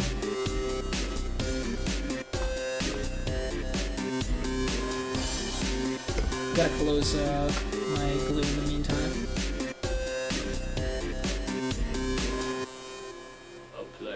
I mean, it's looking promising, and it's kind of very, very promising that I can already put like a lot of pressure on the right foot that we rebuilt from scratch. Like, I got a pretty good feeling about this as a consequence. Oh, baby. It's already standing on its own. Look at that. I can let go. I can actually let go. I'm still gonna wait a hot minute here just to actually let the glue do its thing. But this is pretty good. This is pretty good. This means that we'll need to do just a little bit of sprue in like certain gaps so that it has like better structural integrity. Everybody loves a gargant with integrity. But this is sick. This is sick. We can get the boat back and hopefully not ruin all the work that we've done here. But this is what's gonna happen, boys. This is what's gonna happen. Look at that. He's running, he's in a boat, he's wearing a boat, he's gonna have his hands around the outside of the boat. We're gonna put some cannons on the boat, we're gonna put some snotlings on the boat. It's gonna be a whole thing. It's gonna be fan-fucking-tastic. It's gonna be the coolest stuff in the whole wide world. And to think that about 2 hours ago I was still debating on making Chaos Giants. I mean, hey, we're on the right track, baby. We were born this way, as a certain singer once said. Wise words, obviously. Oh boy. I mean, is it... Oh, it's actually pretty solid. Nice. So, this is the part where we gotta think. Do I want to add the screw bits? I mean, we have some things already cut off.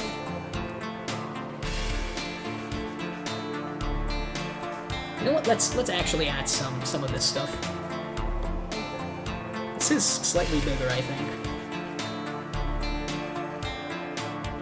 Maybe too big. Yeah, that is actually too big. It's poking out.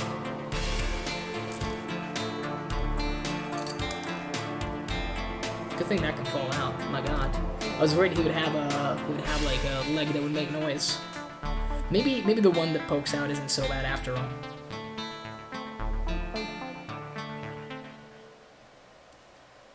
I mean, okay, so there's two things we need to do with this. We need to add a little bit of super glue because this will glue to the inside, and I want to add a little bit of super glue like here and change it around in my hand, like switch it. There we go. Glue it from the top as well. Again, we'll use like some sanding motions to get rid of that once it becomes time. I think that's the only real gap filling that we need to do. That's going to require something other than green stuff. And that should already improve this slightly in terms of structural integrity. We're also going to add more super glue over here. And over here.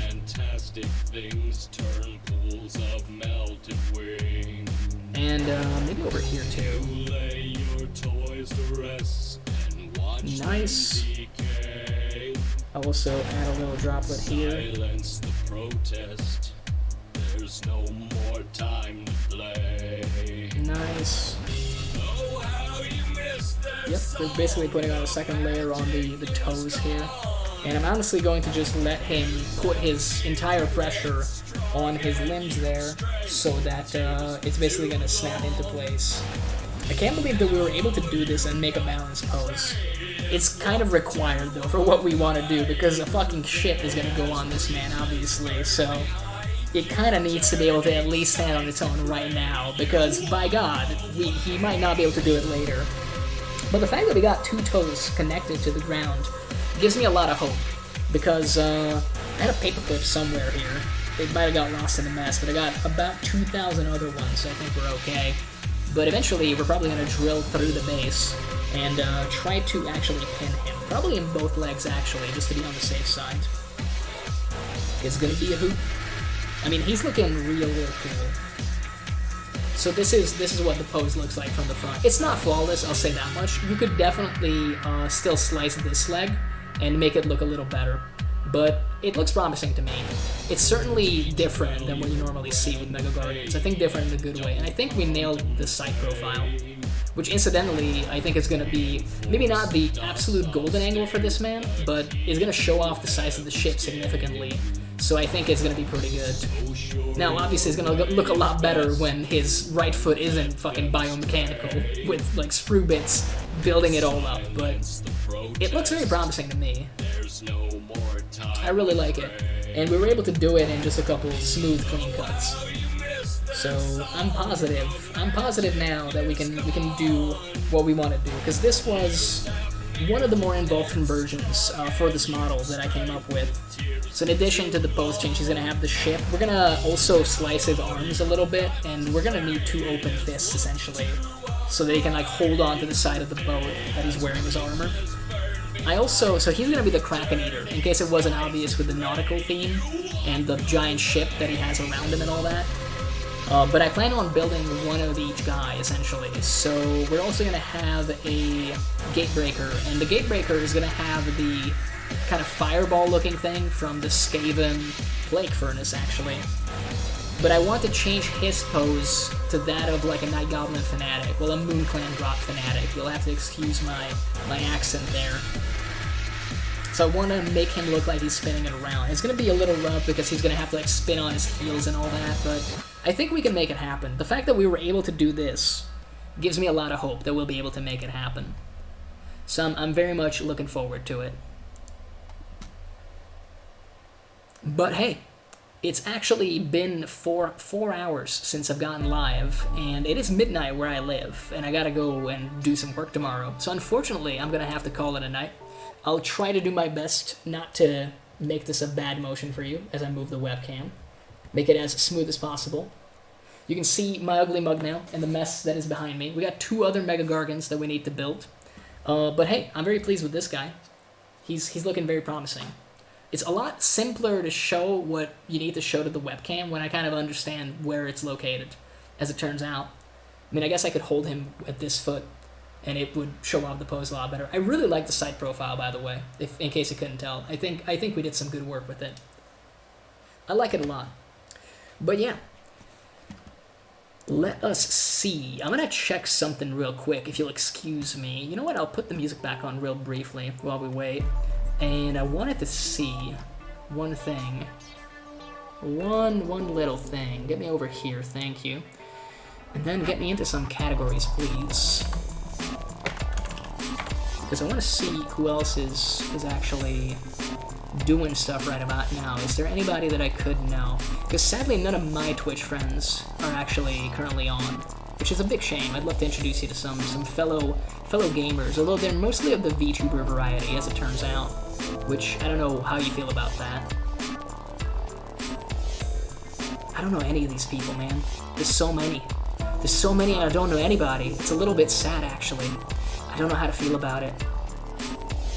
It feels rude to not, like, keep on keeping on, you know? But, it might be what we do. It might actually turn out that way.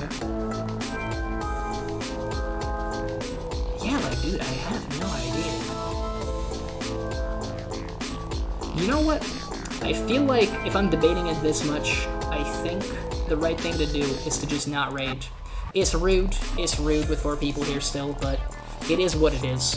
I would like to thank you for tuning in, to be sure, and I'll still be coming live maybe this week, I don't know. Sadly, with my current life stuff going on, I can't exactly make a schedule, but I'm very, very grateful for the raid, so thank you, Ohana Hobby Workshop, for that, and I'd like to thank everybody that actually stuck around. It's a lot of fun just having you all here. And I will take you on over to the end screen, actually, and I will end stream after. So, see you guys later. Have a nice evening or day, wherever you may be. And thanks for tuning in.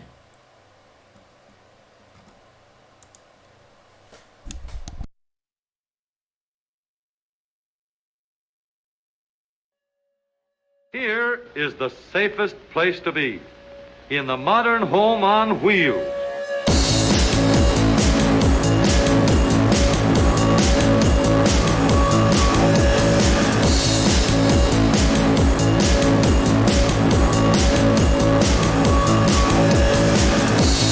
Under you is a rigid steel foundation. Steering controls anchored to the frame. Dependable brakes to stop you safely in every emergency. Knee action to keep you steady over the bumps and set you down easy in case of a blowout.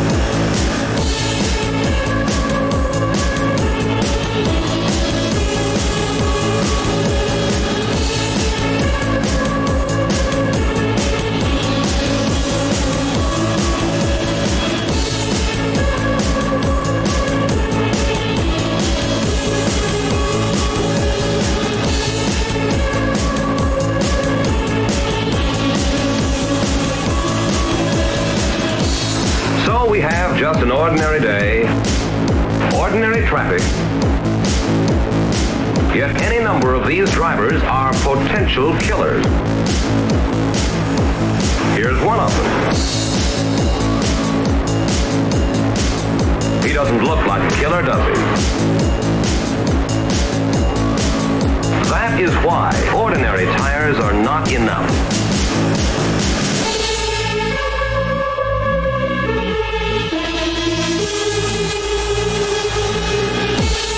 That is why ordinary tires are not enough.